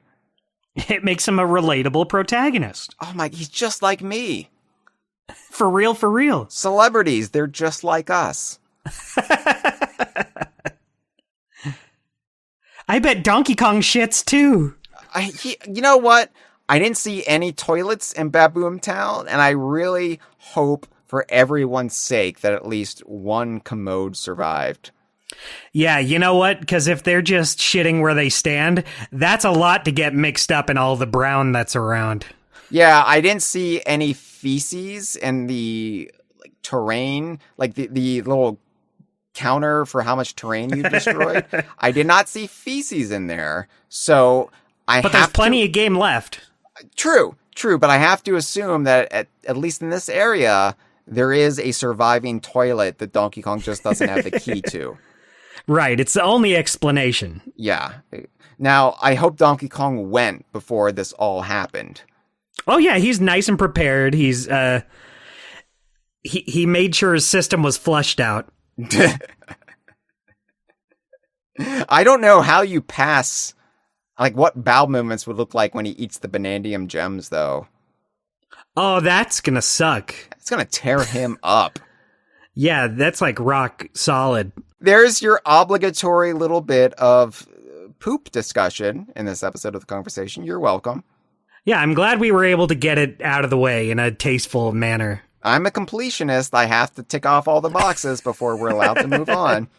That covers that for this week. Now, little details I wanted to bring up. Little things that I wanted to just say, hey, that's cool. Hella rope. Dustin, a hella rope. Yeah. Now, the rope that gets lowered once you get to the top of Baboom Town, and then they, you have this rope so you can just climb up the rope. I don't know if you noticed, it was attached to a propeller. Oh, I noticed. Which seems to be a deliberate callback to Donkey Kong 64, when the vines had little propellers on them, and we call them hella vines. Oh, I didn't think about that. It never occurred to me it could be a callback. Yeah. That was also called back to in Donkey Kong Adventure, the Mario plus Rabbids Kingdom to Battle DLC. One thing I like about it though is it gives logic to some. You know, we've talked about how we like how Donkey Kong doesn't usually just have floating platforms around. Yeah, and it's not just like a rope hovering in the air. It's attached to a little helicopter blade that keeps it up. Yeah. That's all I need. Give it some logic. It's dumb logic, but it's logic. It's just enough to be like, okay, got it. If they never get into who made these, I'm just gonna headcanon that Funky made them. It's just another piece of his giant enterprise, his business. I decided rope should fly. Yeah. Yeah. No, but I like that too. This is just emulating the hella vines that just occur naturally on Donkey Kong Island. Yeah, for sure. Other little details. I love how this game has ambient wildlife. That it's not there as baddies. They're not there to talk to or engage with. They are just critters. Roaming about here in the mines, here in this introductory area and Sublayer 10, we've got rats. I love when games do that. Like, I think Odyssey has its fair share of that, too. Odyssey does do that, yes. Yeah. And, like, just in the Metro Kingdom, you had the realistic-looking pigeons. And Yeah. they can even land on Mario's head when he's sitting on a bench or wherever. And so I love that, like, yeah, there's just realistic looking rats, because in my head, there's always like realistic looking animals around DK Island. Like, I mean, Rambi is a realistic rhino just with big cartoony eyes. These don't have cartoony eyes, but it helps set them apart from, say, Neeks or Sneaks. Yeah, these aren't like cartoon rat enemies. They're just normal, everyday rats. And you don't engage with them because they're not there to mess with you, nor are you there to mess with them. They're just kind of sniffing around. Sniffing around, yeah. Also, I just love all the little bits of world building that aren't there for any gameplay purpose. They're not there for any reason other than this is an environment. This is where these prospector monkeys work. This is where, they go about their day-to-day existence, and there would be stuff to accommodate that if it weren't a video game. But because they are detail-oriented in this game, we have them, like the soda machines. Yeah, I love seeing these around, and then I destroy them and feel a little bad. Yeah, well, the prospector monkeys are happy when you destroy them, and I think what we're not seeing is, because all the machines, even before the cave-in, I think they're like, this is out of order. What the fuck am I supposed to do? I want a zesty beverage from this drink machine, and you can't get it. And then after the cave-in, they're busted, and they're like, how am I going to get my Burning DK now? How am I going to get my Mountain Dew Baja Blast now? And now, how am I going to get my Orange Shasta? Well, there might be now the drink machines. They're stamped with Ingot Isle on the side, but they've got just this generic drink logo on them, and it's got like the colors of the Italian flag, I think, maybe, or maybe it's Mexican flag. I don't know. It's green, white, and red. Yeah. So I don't know if this is supposed to be a brand or if this is supposed to be like a generic vending machine company that then stocks whatever. Brand agnostic, So yeah. But you smash them, and then the monkeys are happy because I think it scatters all the drinks around. We just can't see them. Yeah, I totally agree. Yeah. Yeah. So just love that little bit of world building. I would have loved if they did have some burning DK machines. Even Mario Kart World doesn't acknowledge burning DK. And I'm like, that's Donkey Kong's energy drink. What are you doing? Come on, guys. Come on. Dig back into it, man. I'm burning for some burning DK. There was going to be a soda machine in Donkey Kong 64. Do you remember that? No. Is it the band? It's not the Banjo-Kazooie one in DK's treehouse, is it? No, I thought that was like a shower. The stop and swap soda machine. Yeah, no. It was originally going to be in Candy's music shop. Oh. It was in the background. It was going to be called Coca-Cola. And I think a pun on Coco the Gorilla and Coca-Cola. Right. And it was cut before the game came out. It was in early screenshots, and data miners have found the actual texture for it in the game. Holy shit. Yeah. I'll have to look into this. I don't think I've ever seen that before. We finally got a soda machine in a 3D Donkey Kong game. It only took 25 years. We did it. The soda guzzling child in me is placated at long last. I don't drink soda anymore, but there's still a part of me who's in the grocery store having a panic attack, looking around at all the people not putting their carts back, and I pass the cases of Mountain Dew, and I'm just like, there you are, my friend. You know what I've been doing lately, Hyle, is I've been getting those new probiotic sodas. Those are pretty good. They're I'm not going to say they're good for you. They're not super healthy, but very low sugar while still tasting pretty good. Probiotic, do they make you poop? I guess so. I think they're good for like your stomach, for like digestive health. Well, I hope then, for everybody's sake, that these drinks in the drink machines in Ingot Isle and around Baboon Town don't have probiotics in them, because nobody should have to poop while the toilet situation is still up in the air. Yeah, let's figure that out first. Figure out where we're gonna... You know what? Maybe they can shit in the busted old Donkey Kong arcade machine. That's... you know what? That's a good idea. So this was kind of visible in some early screenshots. I think on Nintendo Today they had a little bit of it. But did you notice this? Oh, I noticed it all right, Hyle. I Yeah. couldn't not notice it. Yeah, I was looking for the lever to strong Kong it and play it. I wanted to get that Nintendo coin.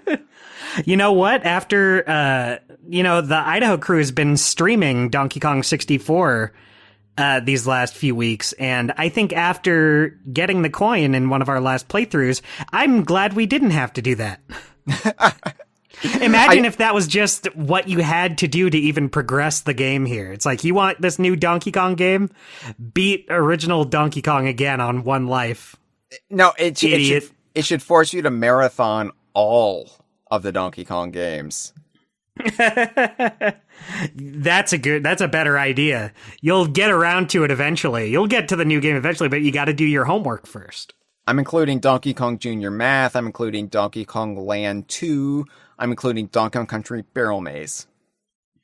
Right, yeah. All of those, the King of Swing and Jungle Climber games. Yep. Oh, the arcade games. The arcade Jungle Beat spin-off games. Japanese only ones, yes. Yeah, and they will not be translated, so have fun. Have fun with that, losers who don't speak the language. Yeah. I did like how this machine, it looked like it was, like, it's been out of order for some time. It was rusted. Like, this isn't damaged because of the cave-in. This is just a busted machine. And it's just old. It doesn't have the, like, actual, like, labels on it. It looks like it's all been just worn off and left to rot. But yeah, just a nice little detail and a nice little, almost in-universe callback to DK64 a little bit. For sure. It's great. I love these little details just kind of scattered around. Another detail that I appreciated even before it came into play was how, like, wandering around, you would occasionally see skeletal remains, skeletons that become the crocoids later on. That's quite a choice. It's quite a choice.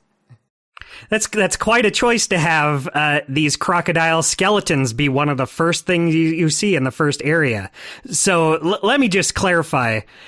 I have not beaten this game yet. I'm only a little ways in, so I don't know what's going to happen. Same. But I did, as soon as I saw these crocodile skeletons around at the very beginning of the game, I thought, that's interesting. That's quite a choice you made doing this. I mean, look, and again, I'm not spoiled. You're not spoiled. We are still playing the game. Yeah, I don't know anything that happens. I have been able to dodge all the spoilers, and that's not for lack of people trying to spoil me. I've been getting DMs.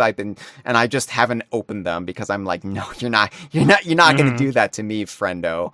But yeah, one thing I like immediately noticed is, before you have any context of what a crocoid is, you see these skeletal remains of humanoid crocodiles just all around the mine. That's the thing, specifically humanoid crocodiles. Yeah, they're not just crocodiles. Not just normal crocodiles. They're not just crocodile skeletons. They are effectively, they look like critters. The standard Kremlin.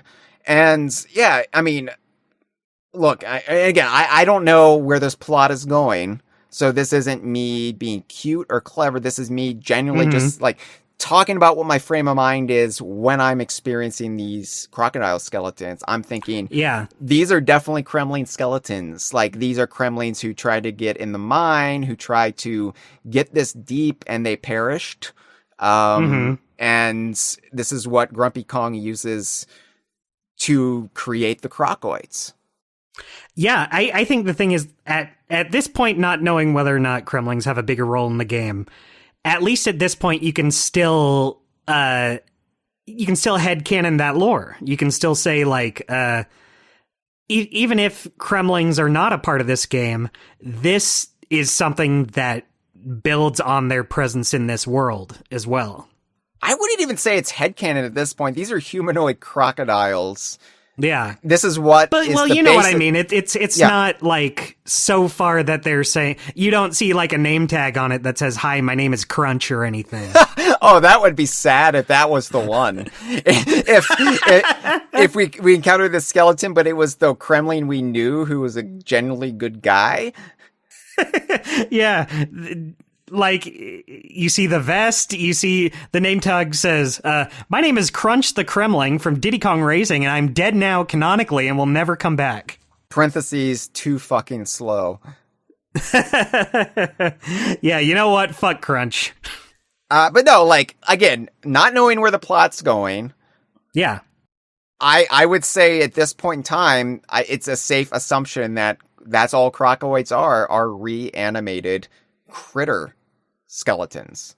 Yeah. And that's pretty Like- cool. Like, at base level, if nothing else is in the game, we still got that. That's pretty cool. That's still something cool Yeah. to latch onto. And it really does, like, again, when I talked about rooting yourself in Donkey Kong's world, like, that really helps, like, seeing these little details. And they didn't have to put all of these skeletons around. Like, they could have just been saved for that final point where, Yeah. you know, No, it I think becomes the it's- crocoid. I think it's very purposeful. Yeah. Because, like, you know, we've seen enemies in the other trailers that are not the crocoids. So it's not like the whole game is built around crocoids or anything. Yeah. But I think it's a purposeful choice to litter this area with crocodile skeletons and to have one be like the first enemy you run into. Whether or not it's purposeful in the way that we're suggesting it could be, it's still really cool. And For that's sure. that's where I'm at this unspoiled state of mind is that's pretty cool. That makes me feel good. Even if the plot doesn't go there, Uh-huh. I'm glad these critters died. Yeah, I'm glad they're dead. And yeah, like they even have 4 fingers per hand, like critters. Yeah, it stops just short of saying, like, no, these are Kremlings. These are the things you remember. Yeah. Yeah, it's cool. But It's cool. that's cool, too. That just lets you think, like, the fans who know can be like, are those the guys? And they'd be like, I definitely think they want you asking those questions at this point. yeah. Mm-hmm. Yeah. So anyway, you fight the crocoid, which is the first, like, there are baddies that you encounter throughout the mine and the cave-in, but they're not much. It's just basically like, monsters, what are these weird fucking things? You don't really have any context for them yet. But the crocoid fight is effectively the boss fight of the training area. It's just really to get you acquainted with how combat works, how you fight, and use your surroundings, or can use your surroundings to dispatch enemies. And I mean, it feels really intense at the time, but by the time, you know, you progress, it's just like, it's very just, that's all that was. But, you know, you're amped, you're jazzed for it. And then, you break the Void Coast seal, the little plug that then extends down into the underground world. And then Donkey Kong and Oddrock dive down, and then we get the logo, the actual title screen of the game, Donkey Kong Bananza. Just like Super Mario Odyssey did, like, it didn't really have... It's very cinematic, the rollout, right? This is something that Nintendo's doing. They've been doing that a lot lately. They've been doing it a lot lately. I'm aware of that, even though I don't know anything besides the DKU and Super Mario Odyssey, which I did play. But, you know, I know they've been doing a lot of this lately. This much more cinematic. They you know, dress it up a little bit and really make you feel the feelings rather than just, you are playing a video game. Beep, boop. Yeah, which I appreciate, because for a long time it kind of felt like Nintendo was in that spot where it's like, well, do we really need to have things that don't need to be there? And, you know, in some ways they still are, in some places.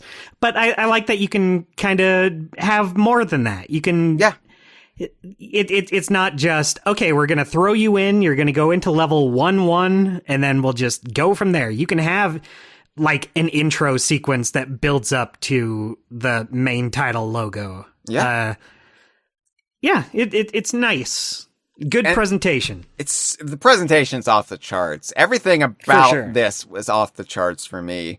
And, having just played Super Mario Odyssey the week before, I would say this is so much better of an opening than Super Mario Odyssey. Like, it took me a while to really get into Odyssey. It wasn't until I got to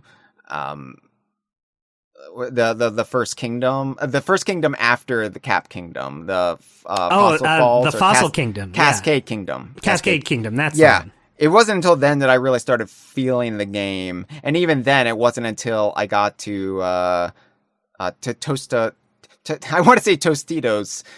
Is it Tostarena? Tostarena, yeah. Tostarena is where I was like, okay, this is kind. Spoilers. I think Super Mario Odyssey is pretty sweet, but yeah. It wasn't until then that I really was feeling it, and maybe because this is a Donkey Kong game, and I am a Donkey Kong kid. Maybe that's why I was feeling all of this. But I think this whole area from the opening tunnel through Sublayer 10 was a much more effective opener than Super Mario Odyssey's Cap Kingdom. I think so too, and I come into this as someone who adores Mario Odyssey. Like, I really like the way Mario Odyssey starts up. I was enchanted, right from the Cap Kingdom. But yeah, I do think Donkey Kong does a better job. It has this whole area feels like a cold open for the game. That really, it just throws you in, lets you get used to everything. Like, with Mario Odyssey, you kind of had that too. The Cap Kingdom lets you play around with your abilities. But it kind of staggers it out a little. Like, you don't get to capture the frog until a little bit in. It eases you into it. With Donkey Kong, it's like, go nuts, punch, destroy everything, just get where you need to go. And I think, too, the Cap Kingdom, I know, because I read a little bit about it while I was playing it, because I was interested in some of the choices they were making. And I know the developer said that the Cap Kingdom was designed to feel a little bit alien and otherworldly compared to the traditional Mario experience. Like, they modeled it after, Victorian London, the foggy streets of London.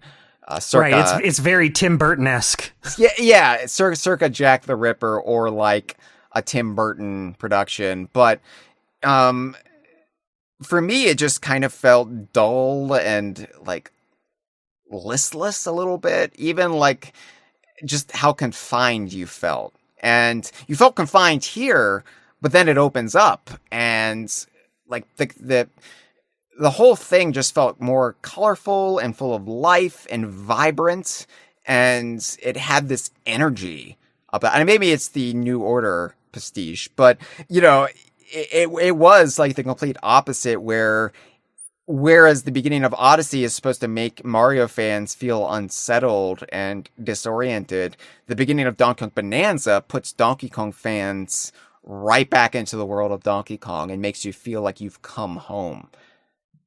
Yeah, for sure. And I love Odyssey, and oh yeah. At this point, I don't know which one I'm going to prefer. Probably Donkey Kong, because I just prefer Donkey Kong over Mario in general. Sure. But it's really hard to say, because Odyssey was maybe, I don't want to say it's the first Mario game I loved, but probably the first 3D one where it just really hit all my buttons. I'd call it maybe a top 5 game for me. And I'm still early into Bonanza. It's hard to say. But I am biased. I'm a biased audience. Look, we are primarily a Donkey Kong website, believe it or not. Yeah. And I know, we are going to be biased towards this game over Odyssey. I'm not talking about just and again, I'm still early in Bonanza myself, but just this opening area, comparing it to Odyssey's opening area, ignoring what Odyssey does later on. I think Bonanza gets the win. I think so, yeah. I totally agree. I think it's a very smart opening area. Everything about it, I'm kind of in awe of how well done everything in this area was. From the opening tunnel to the end of Sublayer 10 when you jump down the hole and you get the title screen. It's just, I think, one of the all-time openings of any DKU game I've ever played. I think so. It's hard for me to think of any better ones, but I also think before this, a lot of them are pretty typical. Like, you're so used to what an opening area is going to be. This one feels so different from those, just throwing you in and being like, go nuts, while also slowly kind of moving you along too. Yeah. It really feels like it's the best of both worlds. It is, yeah. Just the level of acclimating you to everything while still, it holds your hand, but you don't feel like it's holding your hand. That's the magic trick it does. You are actually still on the leash, but if you feel like you are in a free range park. For sure. That's such a good way to put it. Well, we are off the leash right now because our callers, our audience, are going to be taking over the episode for a little bit. Ooh, their turn. They better do a good job. Well, we did get some calls. I did open it up to calls, and I was like, we can't play calls all day, folks. So I did limit it to 5. You can always call the DK Vine hotline at 1-202-630-VINE. 8463. Now, for these episodes where we're breaking down each area of Bananza, only call in and discuss up through that area. Do not discuss anything beyond that. We won't play your call. I won't even listen to your call. But be behaved. We will eventually have another call sack post-game, full-on spoilers. We're going to have so many episodes of Bananza once we actually are free to talk about Bananza in the open while respecting everybody. Right now we're all just at a different point in the game, and so we're just being very cautious and wary of each other. We want to be respectful. We want to be respectful, but we want to preserve our experience as well. Yeah, exactly. Like reviewing everybody suspiciously with sharpened sticks. It's like when Netflix dumps the entire season of a show at once and everybody's at a different point and you can't really talk about it. I hate that. I don't claim to know the best way to deal these out. But this is getting on such a tangent, but I hate when they just do huge batch drops. You missed the water cooler discussion. And so yeah. This is us trying to claw back the idea of water cooler discussion for a massive game like this, doing it piecemeal. So that's how we're doing it. But you can always call the DK Vine hotline at 1-202-630-VINE. That is 8463. Now, this first call actually predates Bananza's release by an hour or so. I got it the night before. Wow. It's just somebody calling in because they couldn't take the anticipation. So I thought this would be a nice little time capsule, if you will. The last little bit of hype cycle energy we're ever going to experience for Donkey Kong Bananza. I'm nostalgic for it. I'm nostalgic already. Let's play it. Hello, this is a chocolate milk drinker.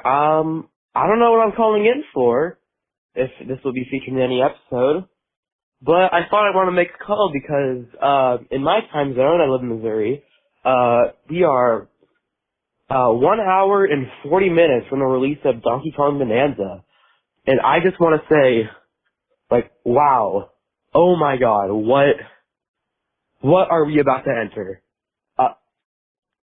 I have somehow avoided spoilers the last today and all of yesterday, and I'm not sure how, but oh my god, I can't believe it. Donkey Kong is officially back, and we're getting a new game, an actual new game, not a port, not a remake, an actual new game. It's crazy to me, and oh my god, I'm not ready.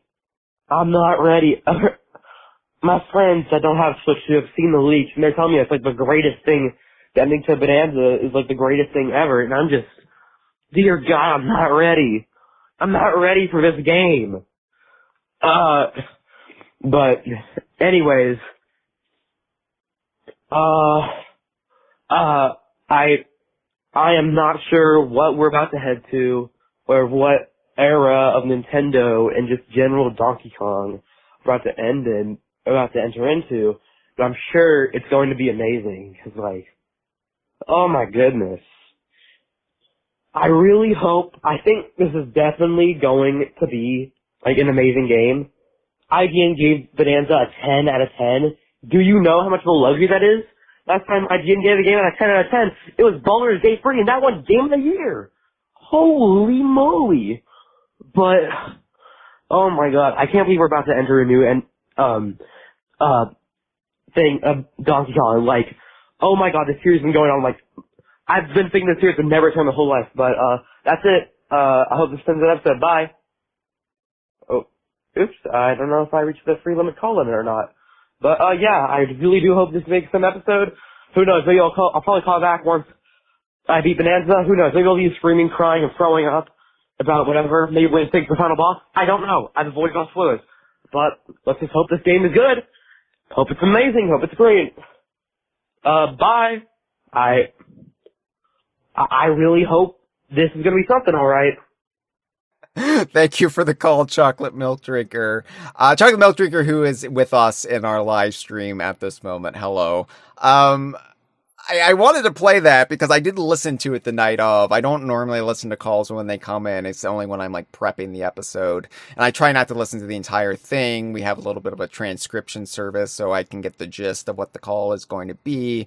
And, which helps, but, I listened to this the night of just because I wanted to, I saw what the call was going to be, and I was like, I wanted to get into the spirit of everything, and I listened to it, and I was like, I'm gonna play that on the episode, just because if I could have had my recordings like 90 minutes before Donkey Kong 64 came out, that would have been an amazing kind of, time capsule, or little like preservation of my memories.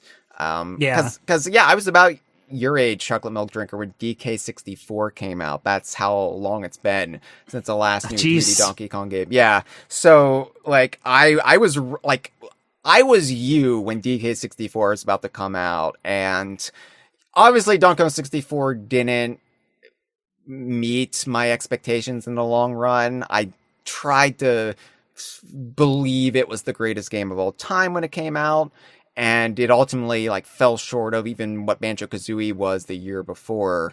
But I think that Bonanza's reputation, and I know people love DK64. This isn't, again, every time I bring this up, I feel bad because I know so many of our audience members adore DK64. And it's like whenever we bring up a criticism with Retro's DKC games, I don't dislike DK64. It just wasn't the greatest game of all time, like I said in my shitty review back in 1999. I dislike parts of DK64. There's parts where I'm like, that's not good. It doesn't hang together as a whole, but there are good bits in there. And I like generally the overall presentation. But anyway, Chocolate Milk Drinker, who says they've beaten the game, but no spoilers, says that Bonanza is my favorite game of all time. Beat it yesterday. Oh, good. That's awesome. Yeah. It's so hard for me to say, because I think it's one of those things where Bonanza could be amazing, and it has been amazing. I've been really loving it, having a great time with it. But I really hate to say it, but I do think nostalgia goes a long way for me. Like, I think nostalgia is what puts DKC 2 over Tropical Freeze for me, when I think Tropical Freeze is probably a stronger game overall. But at this point, it's hard to say. Not Tropical Freeze. Bonanza could end up being my favorite Donkey Kong game ever made, but it would have to be really, really good for it to beat DKC 2 for me. And you know that it's kind of an unfair qualifier sometimes. Like, how can modern games compete with a game you grew up with and loved at such a perfect time in your life? I think that's fair, though. Like, I think, like, intellectually you can know something, but emotionally you can feel something completely different. And that does have a factor in what you consider. Like, you're not saying your favorite game of all time is the best game of all time. You're not saying, like, this is the greatest achievement in all of video games. The most perfectly structured. I mean, Banjo-Tooie is my favorite game. Right. And you're wrong if you disagree. That's not what we do when we talk about our favorite games. My favorite game is DKC 2. I'm not going to say it's the greatest video game of all time. I can't even say it's the greatest 2D platformer of all time, but it's emotionally my favorite game of all time because I view it as effectively flawless, and it does everything I want a video game like it to do. And so that's exactly how I feel about Tooie. Like, I recognize its flaws, but the things I like about it, it does so well. And just what it does are the exact things that really hit me personally. And here's the thing, like, in the last decade, there have been a few games that have, like, made their way on my top 10 list. My favorite games of all time list, like Yooka-Laylee and Impossible Lair, like Tropical Freeze, even Super Smash Bros. Ultimate got up there. Sea of Thieves as well. So I think if Bonanza continues to hold its quality as I play it and doesn't completely shit the bed, it will be on that list somewhere. I just can't say where. You know, I'm still experiencing it, and I don't want. It's not like when I was chocolate milk drinker's age and I wanted to come out in front of everything and be like, yes, Donkey Kong 64 is the greatest game of all time. How could it not be? I've waited so long for this. Of course it's the greatest game of all time. Just like all the people who said Phantom Menace was the best Star Wars when it came out that year, you know? Right, you need a little bit of separation from it. Like, we're still in the orgasm phase right now. Right, you've got to get through the walk of shame. We'll get that post-nut clarity. Yeah, you've got to get through the walk of shame. You've got to get through, testing yourself at the clinic to make sure you didn't contract anything. Is this a partner that I want to spend the rest of my life with afterwards? Or was it just a wonderful night that I'm never going to think about it again? Yeah, and, at this point in time, I feel like it is a game that I will really love, but I don't want to make that declaration when I'm like, I don't even know how far into the game I am yet. Yeah. Just the banana in my pocket says Bonanza is DK65. The extra one is the one that lives up to the expectations and hype. So far everybody seems to like who's gotten far enough and it says, yeah, it does. We'll see. Like, if I get to the point where Donkey Kong dies and Mario gets called in, I'm going to be upset about that. So I will too. That would suck. Yeah. It turns into Mario. As much as I would love Mario Odyssey 2, I don't want this game to be how it happens. It's like I'm not going to spoil it for anybody who still hasn't seen it, but it's like how the Marvel Studios movie Thunderbolts had has a different title, actually. When you get to the end of the movie, the real title reveals itself. And you get to the end of Donkey Kong Bonanza and it's just Super Mario Odyssey 2. It's like, well, okay, I mean, I want an Odyssey 2, but I kind of wanted to have Donkey Kong. Super Mario Odyssey 2, semicolon, because you didn't actually think we were going to launch the Switch 2 with a Donkey Kong game, did you? We're not stupid. Hello to Luffy Don as well, who's joined us in the live stream. All right. Chocolate Milk Drinker is spoiling, says the final boss is Wizpig and Lord Frederick's 5-year-old son. Sorry, this is. I had a hunch. Out. Yeah, I had a feeling. As a longtime Wizpig and Frederick shipper, that's honestly a reveal I'm glad it was spoiled because now I can just enjoy the whole game knowing it's coming. Yeah, I think in retrospect, like it was pretty obvious from the first trailer. We were so dumb that we didn't see it coming. All the clues were there. Yeah, as soon as the trailer started, you should have said Wizpig's going to be there and Frederick. Well, the trailer theme is the classic Wizpig and Frederick love theme, composed by John Williams. Yeah, we were just so taken aback by, we didn't know what we were seeing. It never clicked with us. Trailer blindness. I told you. All right. Let's Exactly. The next 4 calls are all post-release. So, Okay. And they're all about first impressions or And so am I. Hey, well, we're talking about coming so much on this episode. We really need to. People hate this, Dustin. Yeah, I'm sorry. I apologize to the people who don't like it in our comments. Out of all the bits we do, that's the one they hate the most.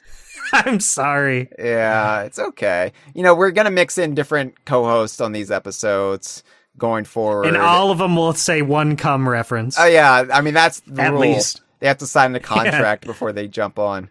All right. Okay. Let's play the second call. Hello, DK Vine. This is Thriver of the Stars. Hyle and Dustin, you both are looking the sexiest you've ever looked today. Do you know why? Because we are finally talking about the new 3D Donkey Kong game, Donkey Kong Bananza. There's so much I could say about the game, but boy, I said this on Blue Sky, but it's been so electric. Just like Tropical Freeze was an amazing game, but when it came out, it did not get the reception it deserved. Not until years later, but obviously people online will always have quibbles. But boy, it's just been so great just seeing everyone love the game. And there was some consternation online. Oh, Nintendo helmet Donkey Kong, I don't know. I think it's clear to see, this is one of the reasons why that's such a great thing. I mean, EPD 8, they are so prestigious, and this quality leaks out of the game. I mean, it's just, and the game is definitely more about just punching rocks. I know some people are worried about that, but again, it's the 3D Mario team. I wasn't really too concerned about that. There's so much I could say.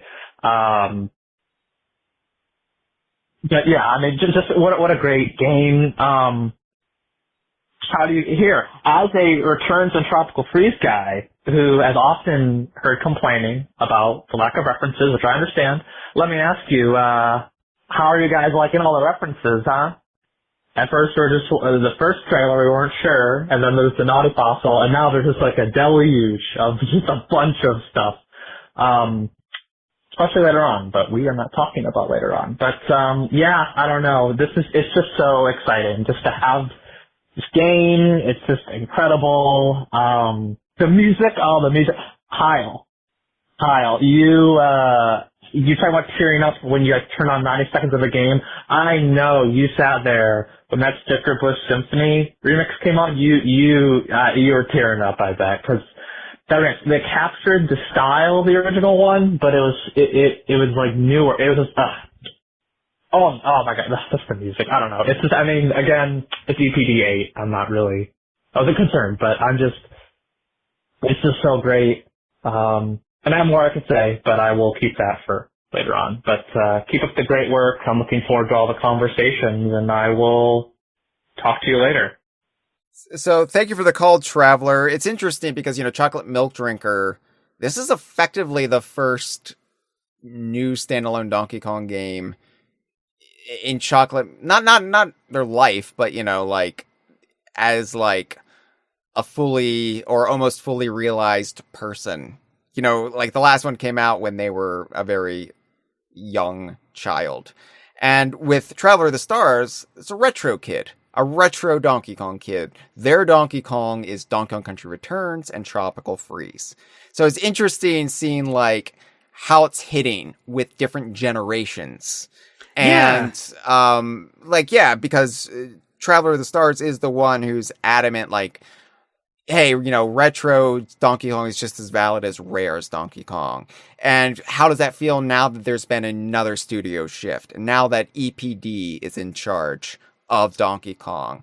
And it's cool to hear that they're enjoying it. Yeah.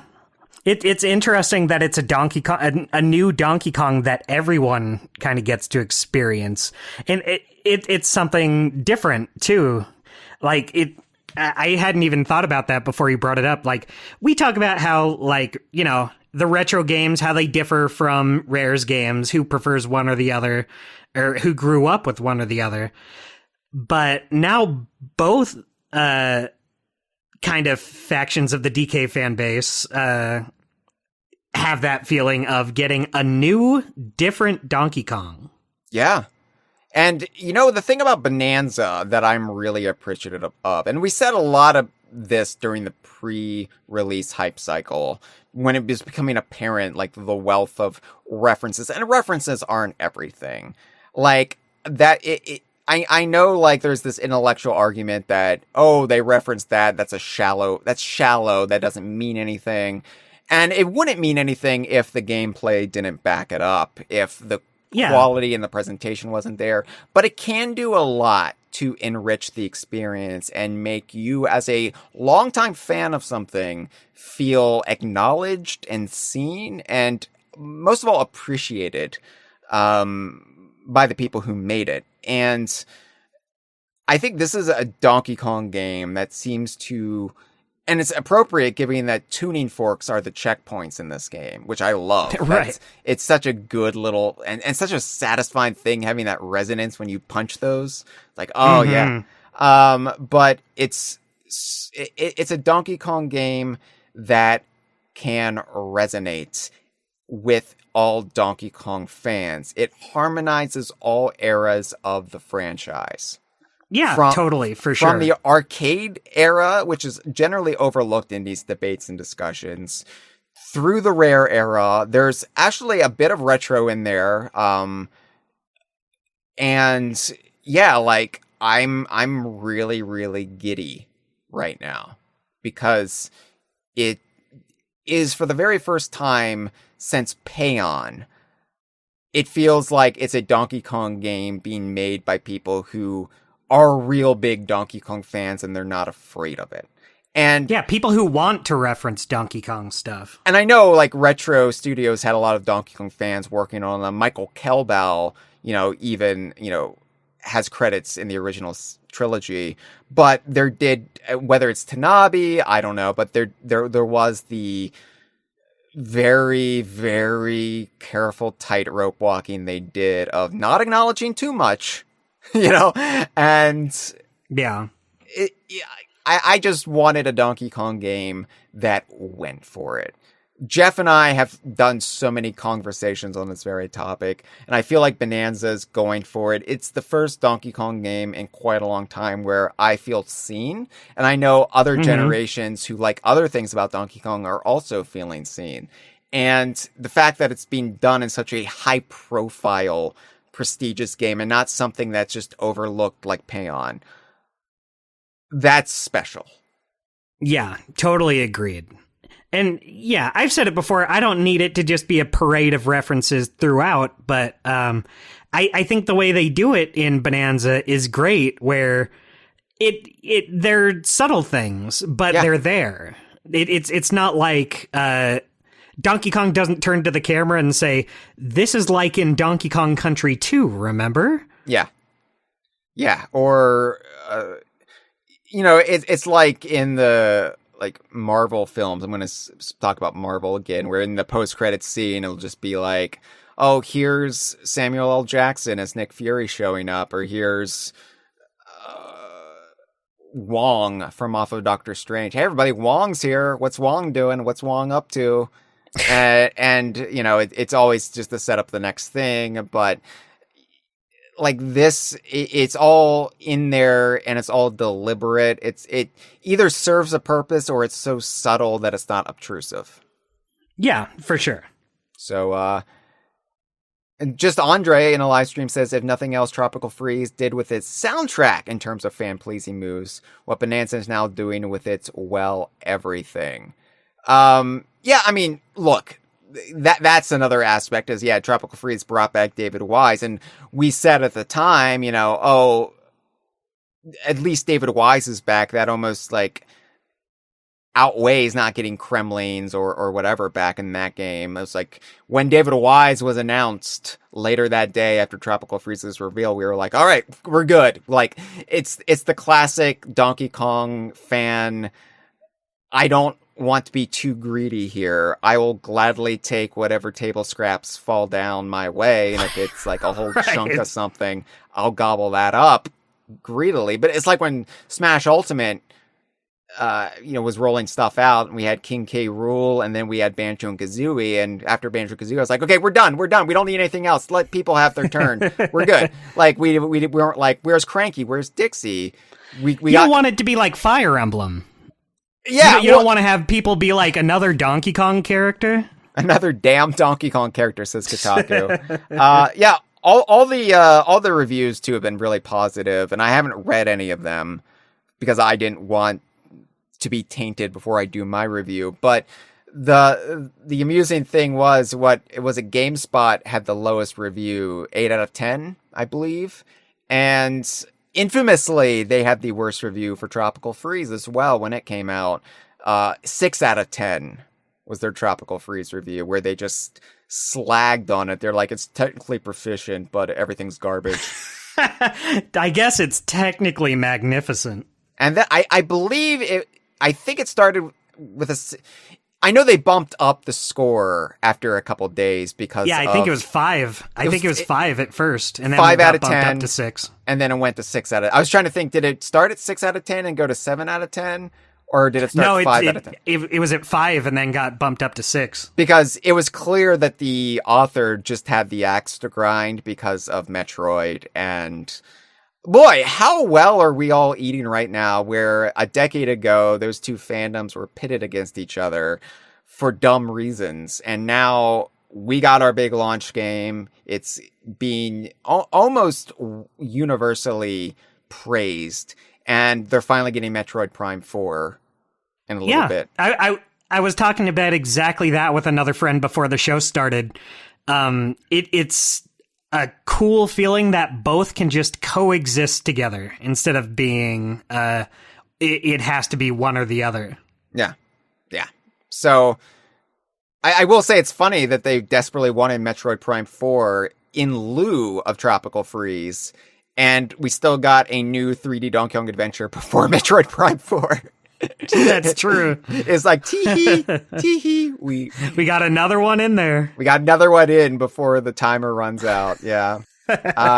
Thank you for the call, Traveler of the Stars. This is really kind of a rogues gallery of calls. They're all returning callers, and they're like, I didn't necessarily plan it like that. I just plucked 5. But I guess if you're a reoccurring Kongversation caller, you know how to do it, right? Right. All right. Let's play our third call. Hey guys, Rick here. I just had to call in because I'm absolutely adoring this game. All of my friends are playing it, and which is new because they're not all Donkey Kong fans like I am. I think this game is going to be huge, and it's just, I'm loving it. Being made by the Odyssey team, I couldn't help but, compare it. And one thing I think they really improved on was bananas versus moons, where moons were like, that's cool, I got a moon. Banana, you get a banana, and where you find one or do a challenge, and then it leads to, like, improving Donkey Kong. And it's just like, oh, I really want more bananas now, I love that. This is such a small thing, but I'm so glad you can you can jump out of a rolling off a platform and then jumping out of it. For some reason, just being able to do that in 3D is just amazing. I was so excited leading up to this game. My girlfriend and I went to a convention, and I did a Donkey Kong inspired outfit. I did a brown button-up shirt, blue jeans, suspenders, and a Donkey Kong tie. And I got some pictures taken with people who wanted to take them, so everyone was digging it. And yeah, loving this. Can't wait to hear you guys talk about it. I can't believe I'm getting to hear you guys talk about a new Donkey Kong game. I've never been able to do that before, so I can't wait to listen. Thanks, guys. Well, thank you for the call, Rick. Yeah, it's weird. It's a weird experience. Like, we've talked about new ukulele games. We've talked about Sea of Thieves when it was new. But as far as Donkey Kong goes, we haven't talked about a new Donkey Kong game since season 2 of the podcast. So weird. It's wild. I don't want to say it's the only part of the DKU that matters at all. Of course not. But it is the big one. It's Donkey Kong. It's DK Vine. And Now, to be fair, DK could stand for anything. We haven't really specified. I know back when we launched, the site was Donkey Kong's Jungle Vine, so maybe that kind of gives the game away a little bit. But yeah, like I would say there's definitely a hierarchy of the DKU. No matter how good some of these like spin-offs of spin-offs are, at the end of the day, Donkey Kong is going to be what brings the most people in, and I would say Banjo-Kazooie a close second. For sure. And that's not to, for sure. That's not to besmirch or diminish Conquer or maybe the Dinosaur Planet games, because that's kind of a closed thing at this point. Yeah. But although I saw a really good idea, I saw like, what does Retro Studios do after Metroid Prime 4? Are they just going to be at the Metroid factory now, the Metroid Prime factory? And I saw a suggestion that said, why don't they do Star Fox? That'd be cool. I'd be down for that. I saw a rumor, which, just a rumor. It doesn't mean it's real at all. It could just be someone wishful thinking. I saw a rumor going around that there was going to be a new Star Fox Adventures specifically game being made. And I find that hard to believe, but I'd be down for... it's kind of like Bonanza in a way, a second take on Donkey Kong in 3D. The first one had its flaws. It wasn't really a perfect game, and here they are kind of doing another take on it in a way. Imagine if Star Fox Adventures got that chance. Like, I don't want to make this the Star Fox episode or anything, but as much as I love traditional Star Fox, I feel like it has to be a little more than that going forward. Yeah. I mean, that's the other brilliant thing about Bonanza, can we just say? And sorry, Rick, I'm kind of losing the plot here of your call, but Bonanza is such Nintendo's been so smart with how they have rebuilt the Donkey Kong brand, the IP, over the last several years. And this really started in 2018, I would say, when we got Tropical Freeze on the Switch, Donkey Kong Adventure, King K. Rool in Donkey Kong. And then I would say like they weren't able to really ride that momentum because of the pandemic, and then delaying Bonanza from the Switch 1 and pushing it to the Switch 2 when they realized like they could do so much more with it on the Switch 2. And like that's another thing, the Ask the Developer interview on Nintendo.com. They actually have a screenshot of Bonanza on the original Switch hardware when they were still, developing it for the Switch. And it's just a night and day visual difference. You're like, wow, okay, yeah, right call there. As much as it sucked good call. Waiting, right call there. But like Bonanza is a top tier game with that pedigree behind it. And it's getting people to care about Donkey Kong who, as Rick said, his friends who don't even play Donkey Kong are playing Donkey Kong. And it reminds me of Donkey Kong Country when it came out in 94. It's something to get people on board. It's an onboarding game versus a game just made for the fans who are sticking with the series. Definitely. And I know Returns brought in... I mean, every Donkey Kong game brings in new fans. There are fans who came in with the GBA remake trilogy. They came in with... Jungle Climber. I've talked about that, like meeting people who DK Jungle Climber was their first game.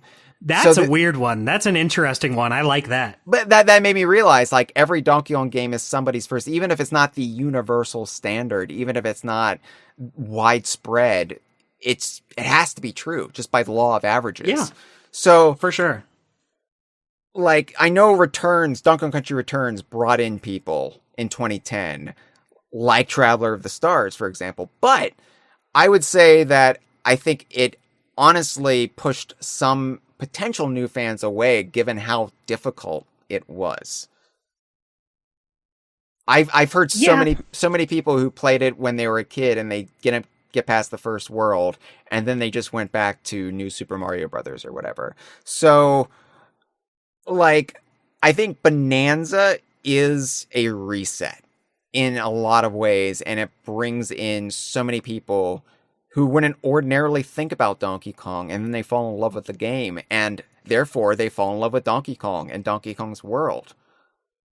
Yeah, and all those past games, well, not all of them, DK64 is not up yet, but you have those just on NSO readily available if Bonanza hooks you. Oh, and hey, like Nintendo had that big rollout of all 3 original Donkey Kong Country games, all 3 Donkey Kong Land games, a version of Returns and Tropical Freeze on the Switch. They did that big rollout last year, towards the end of the year, building up to Donkey Kong Country Returns HD and the theme park in Osaka and Orlando. And now we've got Bonanza as the next phase. And then we're going to have the Donkey Kong movie and Donkey Kong Country by EPD, the next 2D game. This is a lot more Donkey Kong than we've had. It's going to be disgusting, Dustin. We're going to be sick of this guy. We're going to fucking hate the guy by the end of the decade. Can't we get another Kirby game? Fuck! Where's Fire Emblem? But one thing they brought up is the roll jump in this game. Yeah. And it's awesome. It feels great. You don't really think about like how a roll jump in 3D will feel, but it feels wonderful here. But did you know that it's not just a roll jump you can do? You can do a roll, jump out of the roll, and then do another roll in the air. You can get 2 rolls. Rolls upon rolls. Yeah. And then like, if you keep doing forward punches after, you'll go even farther forward. The movement in this game is just unbelievable. You can really just get around so easily and in a fun way. And, Rick brought up the skill progression, the skill tree. And I wasn't really going to get into it in this episode. I mean, it's not a secret. It's not a spoiler. Everybody knows about it if they watch the direct. And, you can just fish around and, know it's coming. But it doesn't really come into play until you get 5 Banandium gems, right? So, right. That said, like, that is something new. That is something that Donkey Kong hasn't done. That isn't something 3D Mario platformers have done. That isn't something that, we are not acquainted with that in this genre. And yeah, I'm like, ooh, what do I progress next? Like, what little flourish do I want to add to Donkey Kong's moveset or arsenal? Or do I just want to boost his health because things are getting a little dicey? I don't know. Yeah, it's great. I was talking about it with the roommates the other day, how, in Mario Odyssey, you get the moons and that's all well and good. But with these bananas, they have more of a function behind them. So it makes it more enticing. It makes you want to get them even more. Yeah, with the moons, they're just the Jiggy or the Power Star or the Golden Bananas. Which is fine. Yeah. Yeah, you still want to get them, but I think this is... I can't think of that many other games where your big main collectible has an actual gameplay mechanic to it, something that makes you want to get them other than just progressing the game because you're supposed to. Right, like you can just do the bare minimum progression, but you definitely want to get that spinning Kong move. Oh, I had to... That's so cool how they... that Smash Brothers move, and it's not done exactly how it is in Smash Brothers, but that specific move has always felt kind of weird in Donkey Kong's moveset. I think a lot of people are like, yeah, you could get rid of spinning Kong, maybe make it like a recovery that makes a little more sense, like a barrel cannon or something. But I think this retroactively makes it a move in DK's repertoire. Well, I think, the spinning Kong is a cheap ass move and I love to exploit it. I mean, it's just a world beater. And I think even though I love playing as King K. Rool, in Smash like so much. He's such a fun character, and Diddy is my favorite character of all time, and Banjo and Kazooie are like one of my favorite tandem duos of all time. I still am the best in Smash with Donkey Kong, and it's because I use the spinning Kong and I abuse it. So That's very interesting, because I think Donkey Kong is the only DKU character in that game I'm not good with. I really can't use Donkey Kong like at all. I think it's because I played Melee to death, and Ultimate really does feel, to me, the closest to Melee. So, right. Anyway, but yeah, like I'm fine with the spinning Kong, but I do like when Smash Brothers stuff kind of gets integrated into the mainline canon. Yeah. Mm-hmm. It kind of legitimizes it a little bit. Yeah. I mean, I've always maintained Smash Brothers is canon, and you're a Scold and a Buzz, a Killjoy, a real Buzz, and I'm not talking about the bees. You're a real just stick in the mud, and I'm not talking about the terrain. If you don't like embrace Smash Brothers as just this ludicrous crossover that is really happening to the characters. I totally agree. I think it being like toys or trophies fighting each other, it's lame. I want to believe that Banjo-Kazooie is fighting with Mario. I think it's less interesting when it's all fake. And here's the thing, though. I think even Sakurai would agree with you because, yeah, the presentation of the first couple Smash Brothers games, sure, it's kind of nebulous. Mm-hmm. By Smash Ultimate, they're pretty much saying, yeah, these are the souls of the characters' spirits, you know? Mm-hmm. And like the trailers wouldn't have as much weight as they did if it was just like what if the Banjo-Kazooie trailer ended with it zooms out and a drooling little 2-year-old is just bashing toys together. It's Kiddy Kong, actually. No, you know what? I take it back. That would be great. The entire Smash Brothers series is just a Saint Elsewhere twist where it's Kiddy Kong is just playing with his toys. If it was that, then I'd say, okay, that's fine. I'm fine with that. Anyway, Rick, thank you for the call. Hope you're still enjoying it. Glad your friends are enjoying it. Glad you got to dress up with your girlfriend as Donkey Kong. That I wasn't trying to make that sound lurid. I was just recapping your call and not trying to make this another gross perversion of Dustin and mine. You know me. We're deviants. All right, let's play our fourth call.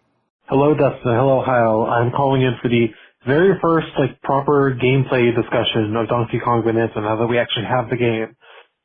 So I know it's just the initial area in Sublayer 10, so I'm going to keep these observations kind of light.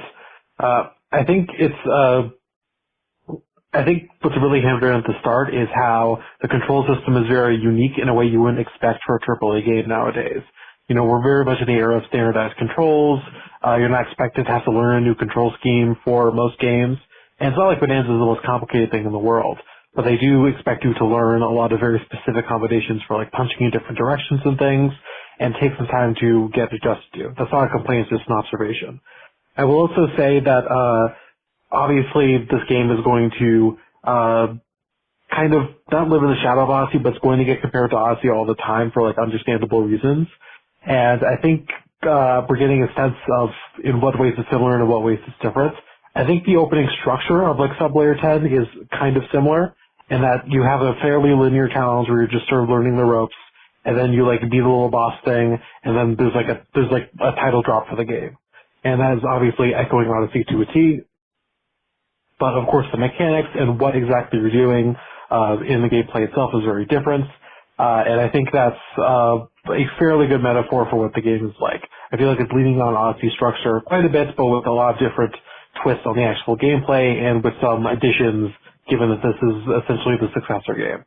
Thank you for taking the call. Well, thank you for the call. Yeah, I think a good way to look at this, and it's not necessarily one-to-one the Odyssey team. I mean, it's a large part of it, but they've got new blood in there as well.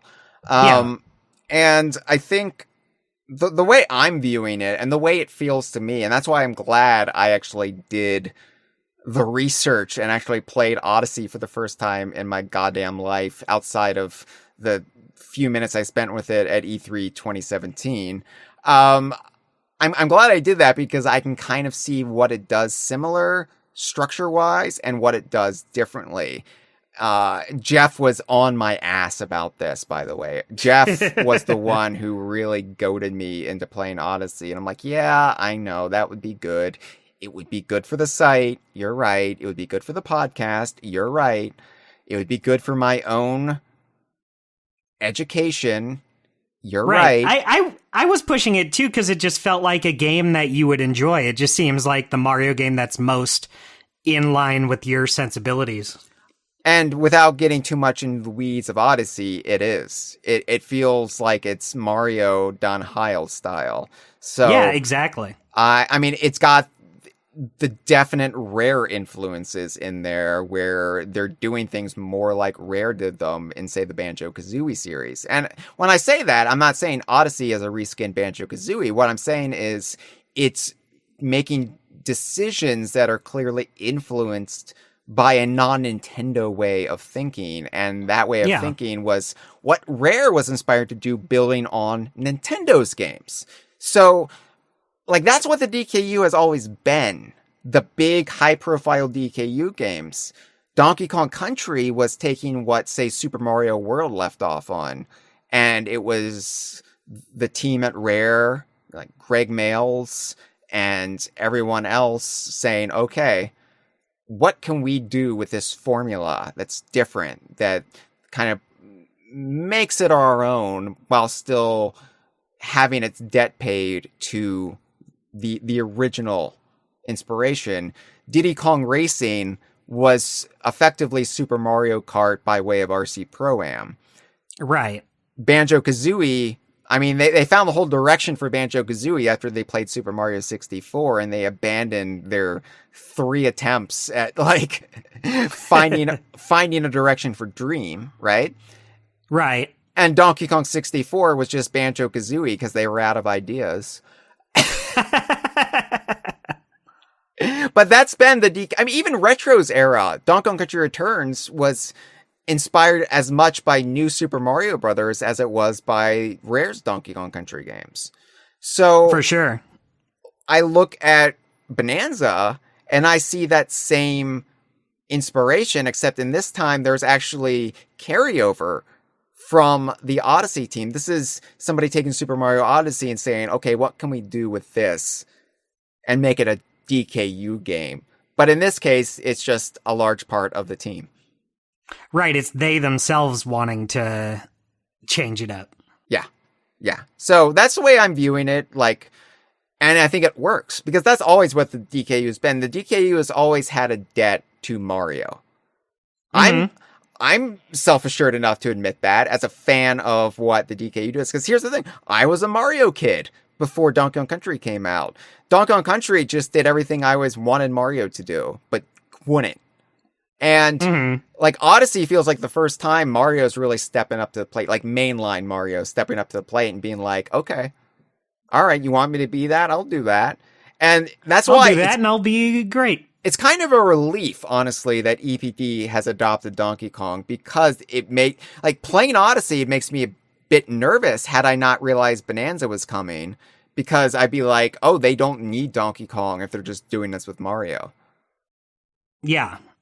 For sure. Yeah, like, anyway, as far as the controls go, I think it might be more complicated. It's not standardized, but I think it feels great. And it's something you get the hang of quickly. Mm-hmm. Although I was talking about this the other day. So this feels like a game that my nephew would really like. He likes Donkey Kong.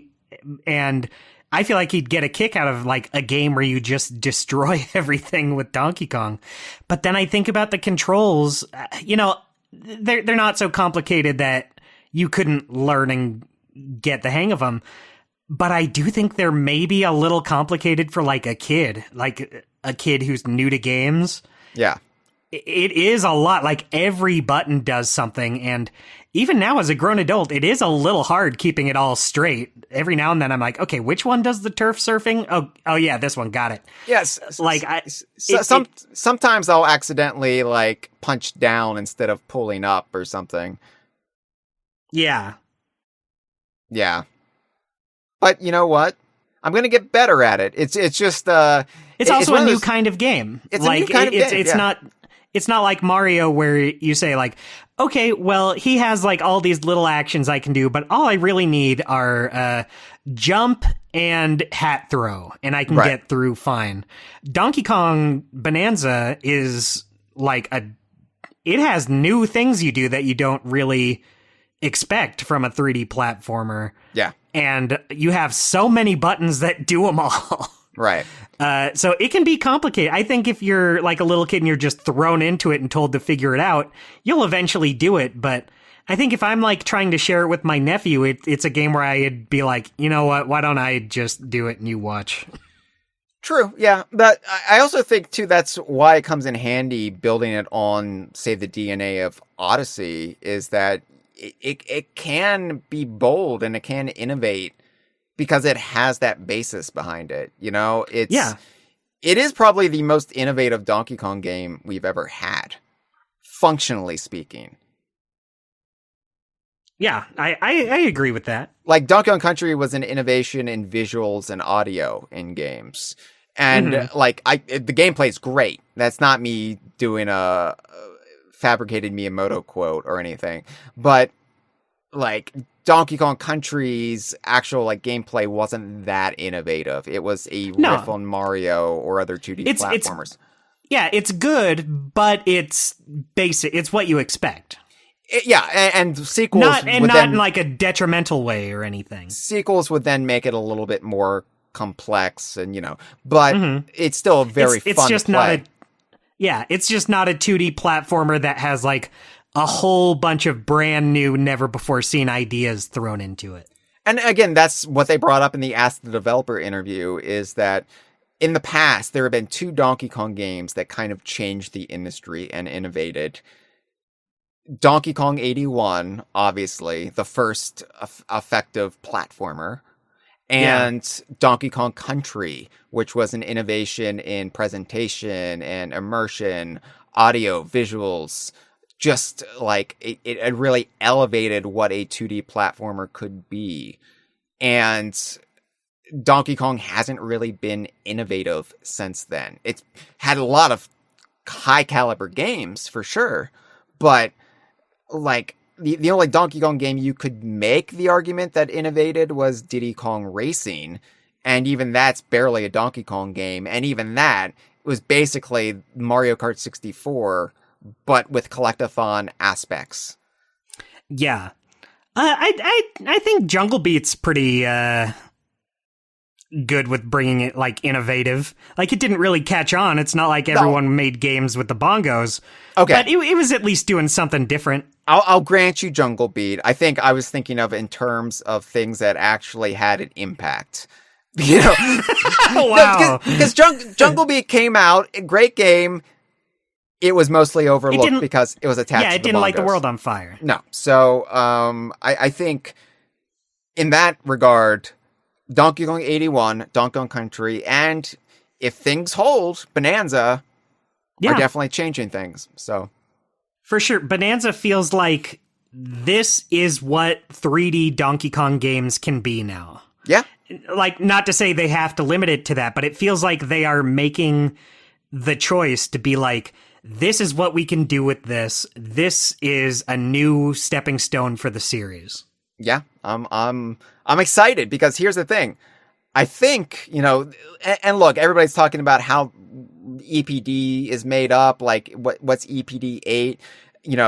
Is this the Odyssey team 1-to-1? Like, they've expanded their staff, right? So I think there's going to be room for 3D Mario and 3D Donkey Kong, especially as they both have something different to say. Yeah, totally. You know what? Something I never even thought about up until this point is So 3D Mario games, it seems like each one kind of has something that makes it stand on its own compared to the other ones. Like, the 3D Mario games before Odyssey don't necessarily play like Odyssey, Right. and like none of them had like the water pack from Mario Sunshine, the mechanics of Mario Galaxy. But with Donkey Kong, I play this, and now I'm like, how could you do like a follow up without keeping that like destroying the world elements? I know how that sounds, but you know what I mean. Just destructible terrain. With Bonanza, that feels so ingrained into what it is. To me, it doesn't feel like something you could just be like, okay, well, that was what Bonanza did. This next Donkey Kong isn't going to have that. I think it just feels so what Donkey Kong was kind of always maybe not meant to do, but it's interesting that it feels like such a big part of him now. Here's something I want you to ponder really quick, Dustin. Okay. Bonanza's I'll coming out ponder. so early in the Switch 2's life, and we know sometimes Nintendo likes to do a sequel to a game if they have enough ideas. Right. You know, it's rare, but it happens. I mean, Galaxy 2 happened, Tears of the Kingdom happened. I mean, even to an extent, going all the way back, Majora's Mask. You know, so it's possible the next 3D Donkey Kong game would just be Bonanza 2.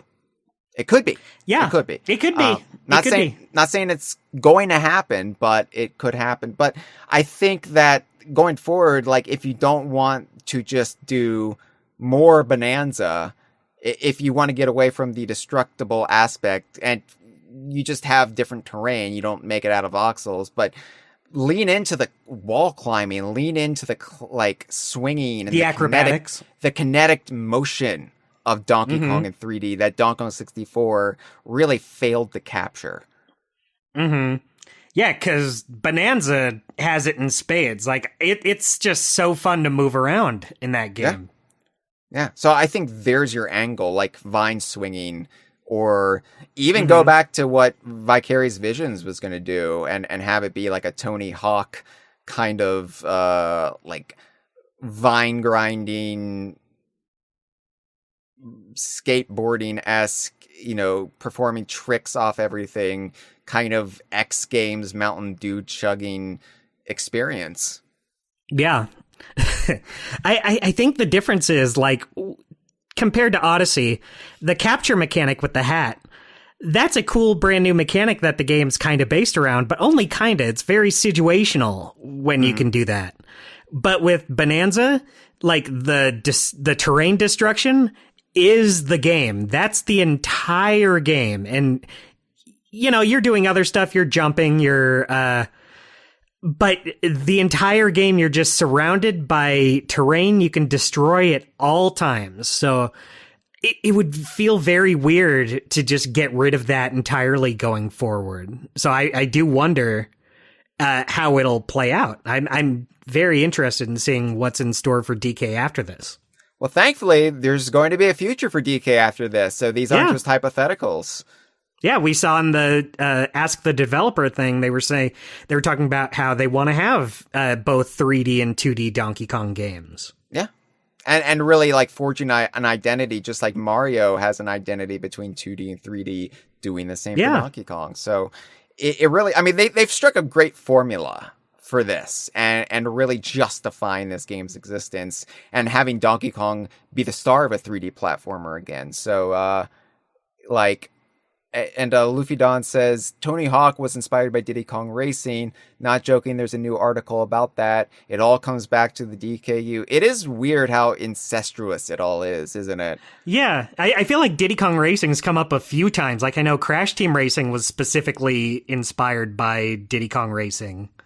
But even that, like, thinking about the progression, if Diddy Kong Racing really did inspire Tony Hawk, and then Tony Hawk was an inspiration when Vicarious Visions was doing Donkey Kong, that whole project eventually led to Bonanza in some form or fashion. So we all owe Bonanza, like, we all owe a debt of gratitude for Bonanza to Diddy Kong Racing. Yeah, I think it's pretty obvious. It all comes back to Diddy Kong Racing, my friend. That is the point I have been making for the last 25 years. Yeah, like remember that dead Kremling Crunch that died canonically? And, spoilers, that Whizpig guy who's shacking up with Frederick and raising that child. Yeah, the signs were there from the beginning. Yeah, the love theme. All right, we have one more call to take, and then brief final thoughts after this, because how can we have final thoughts at the very beginning of the journey? Right. All right, let's play our fifth and, for now, final call. Hey, Hyle and Dustin. This is Chris Bucateller from the Inner Circle, a.k.a. Zeitchrist, also known as Astro Pitsy, because Pitsy is the best character ever created. My thoughts on my playthrough so far of Donkey Kong Odyssey. I mean, Donkey Kong Bananza. I got my Switch 1 in 2022 after I passed the big exam for my job, and I'm now certified. But I delayed that gratification of that generation of Nintendo, and I also skipped the Wii U generation because I'm smart. But when I got my Switch 1, I finally was able to play Tropical Freeze and Breath of the Wild, and finally just this year I picked up and beat Super Mario Odyssey in the lead up to Donkey Kong Bonanza's release. And I must say I feel Bonanza is Odyssey but tuned up to 11, as the Spinal Tap say. I think this has already been placed in my top 5 favorite games of all time. Whenever I start a level in a side-scrolling game, I always go the opposite direction the game wants me to go so I can try to find the secret. In Donkey Kong Country Returns SD and HD and 3D, I always go left even if Squawks is not squawking and I'm secret hunting. With Donkey Kong Bandana, you can go anywhere, and it feels like that moment at the beginning of a side-scroller where I just want to explore and not go the direction the game necessarily wants me to go in, but in 3D, tuned up to 11, like Spinal Tap surgeons say. When I get to a new layer, I immediately just start pounding on the ground, pushing the limits of where one can go, and I always find a secret, which is super fun and rewarding. It's just plain fun. In the lead-up, I threw in the last 3D Donkey Kong platformer that came out when I was 14. I 101%ed my copy, and I went back in the day, and I have to tell you, it was so boring walking around my fully completed save file. There was nothing to do but switch Kongs. I had actually forgotten that each Kong plays their own instrument that kills everything on screen. Chunky with the triangle was a sudden hit of incredible nostalgia. But what we have now is so far from what we were stuck with for 26 years. And that's really my full first impression so far. I'm absolutely elated and happy that this game and the incredible fun gameplay and the sheer respect it has for the franchise, and I just cannot stop thinking about wanting to play more of it when I have adult things that have to get done. Also, it has Dixie Kong in it, I guess. I'm only 2 layers in and haven't seen her, the second best video game character of all time. Little Pauline now the 3rd on that list, and Poppy 4th. Love you all. Keep up the good fight, even though we won on this one. Meow. Well, meow to you as well, Chris. I love kitties. Yeah, Kitties is back on the table. Everything is back on the table now, Dustin. Yeah, it could happen. Now that we are in such good standing and we got the hot property, we've got the hot hand right now, and they're like, what else you got for Donkey Kong? And they're like, well, we heard this pitch a long time ago about a game where Kitty Kong is a disaffected adult who hoards cats. Sold. Yeah. I don't have much else to say on that. I will talk about, and this has kind of been a reoccurring thing throughout all the calls, but it came up with Chris's call there, and I think it's a good way to end this episode because, of course, we're going to be talking about Bonanza quite a bit more in the coming weeks and months ahead. And like Chris was saying, couldn't wait to get back to it, like boring adult stuff keeping them from it. And I'm thinking, like, the whole time we're talking about it, God, I wish I was playing it. So yeah, I'm eager to end this episode so I can jump right back into Bonanza. But there were a lot of concerns. even when we were first reporting that EPD was doing Donkey Kong, I was like, I'm optimistic, but it could go wrong. It might not have the feel of my Donkey Kong. And that's okay, because nothing stays stagnant forever. Things change, especially something that doesn't have an ending, something that's not finite, something that goes on forever, probably beyond our own lifespans.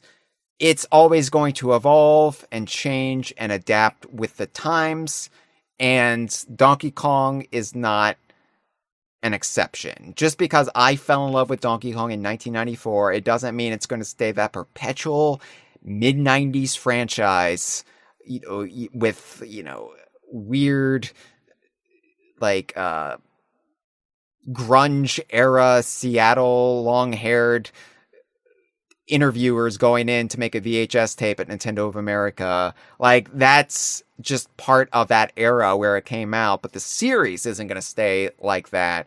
Things are going to be different, and even though I am concerned that Donkey Kong will change beyond recognition, I will keep an open mind about it. Yeah, and like, nor should it just stay the same series. Like, as time goes on, things should change. Imagine if we got a new Donkey Kong and it was literally just Donkey Kong Country 1 again. I mean, that's one of my issues with Returns, is it feels like it can be a little too much of a retread here and there. I want to see games progress. I want to see series. Banjo-Kazooie is another good example. I don't want a new Banjo game to come out and just be like, okay, well, here's Spiral Mountain, here's Mumbo's Mountain, here's all of the greatest hits. Yeah. I want to see new stuff as well as old. I don't just want the same thing regurgitated over and over. I do love a good regurgitation. I love... One of my favorite things in comedy, I don't know why it always fails to crack me up, is the sudden vomit shot. DK should have a move where he vomits up all the bananas he's been eating, just like a big beam. The problem is you can't linger on it. It has to be out of nowhere. You get a shot of the vomit and then you cut away just enough to make you guffaw. And guffaw I did. So, that was my mindset when Bananza was announced. And then we saw the trailer. We got the Jungle Beat scaries, as I called them, which people had issue with. And it wasn't me slagging off Jungle Beat. It was me talking about how Jungle Beat felt at the time. And then we saw Cranky. Then we glommed on to the Naughty Fossil, and we learned more about it. Rambi, Diddy, Dixie, we learned that it wasn't going to be just a complete reinvention. That's another take I've been seeing a lot in the past couple weeks, is Donkey Kong is Nintendo's experimentation brand. They don't actually have a clear picture of what Donkey Kong is. They use the character to do whatever they want because it doesn't matter. That's a take. Yeah, we saw that in all the Donkey Kong games we've gotten over the last decade. Yeah, but I don't actually believe that, Dustin. Like, yeah.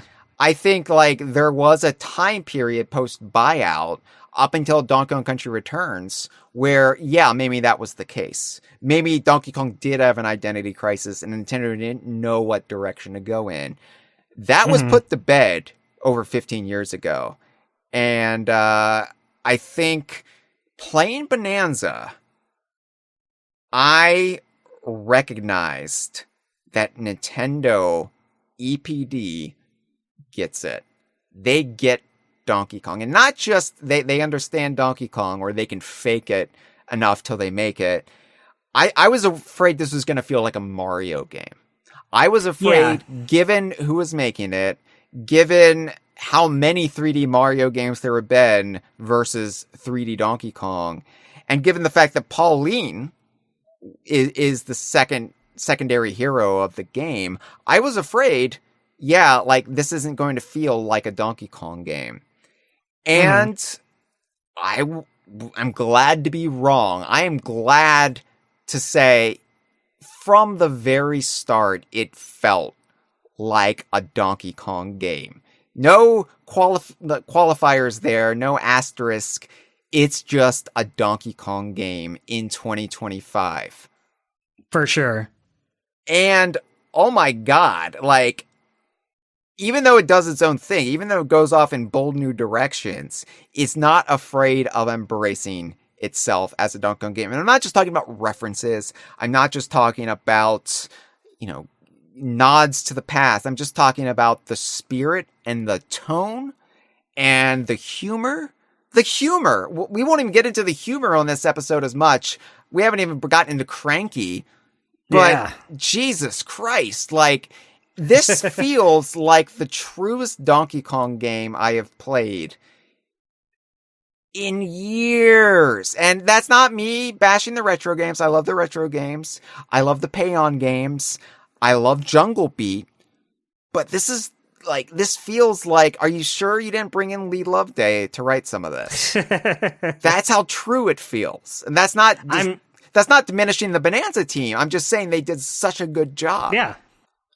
I'm so glad that era of Cranky Kong not being a full-on asshole is gone. Yeah. Yeah, but he's an asshole, but he's still got heart to him. Yeah, like, it's never like, get the fuck out of here, dude. It's you want Cranky around, but I like that he can be mean. And because I feel like a lot of Nintendo games lately, a little afraid to be mean. Animal Crossing used to have characters that would just straight up call you names and just be huge jerks to you, and over time they really softened those edges out of it. And here you have Cranky Kong just berating you as he always did. Breaking the fourth wall, yeah, like... Yeah. It's great. It's great. And like, yeah, like for me, Donkey Kong, what set it apart from Mario, aside from the fact that it stars the Kongs and, they're wacky simians and they have amazing adventures in natural environments. The thing that tonally has always separated it from Mario is the sense of humor, yes, but also the fact that it always felt like it was a heightened or exaggerated version of our own world. And maybe that was the rare element to it all, like the British sensibilities infused into the series, but it always just felt like there was a certain mundaneness to a lot of it as well. Like, extraordinary stuff was happening, but there was also just day-to-day existence. And something Odyssey You get that a lot in this game. It's something Odyssey did well, of introducing that to a mainline Mario, where you felt like there was a world in each of these kingdoms. Yeah. And that's what really, like, Toast Arena, that's what really sold me on the game. I was like, I feel like there's a real vibrant culture here. And exactly. That's the big reason I love Odyssey so much. Like, it plays great. It's wonderful to actually play, but having, like, actual worlds with people in them and cultures, that's what really made me fall in love with it. And that's why when I was playing Odyssey the week before Bonanza, I realized this is it. They're going to nail it. I wasn't really worried anymore because I saw what they did with Odyssey. I saw how rare-coded Odyssey was and how clearly inspired by things like Banjo-Kazooie, and maybe not in a 3D sense, but definitely in, like, dialogue, some of Rare's Donkey Kong as well. And I was like, yeah, this is going to be great. And I'm happy to report so far it is. Yeah. Oh, for sure. So I really need to play the game some more because I don't want to get spoiled. I don't want to ruin anything that it's going to really delight me seeing with my own eyes. But first, because I have been recording this for over 3 hours on a hot summer day in a room without any air conditioning or fans running, I'm going to have to take a shower, or maybe, to keep in the spirit of the episode, a nice hot bath full of monkeys.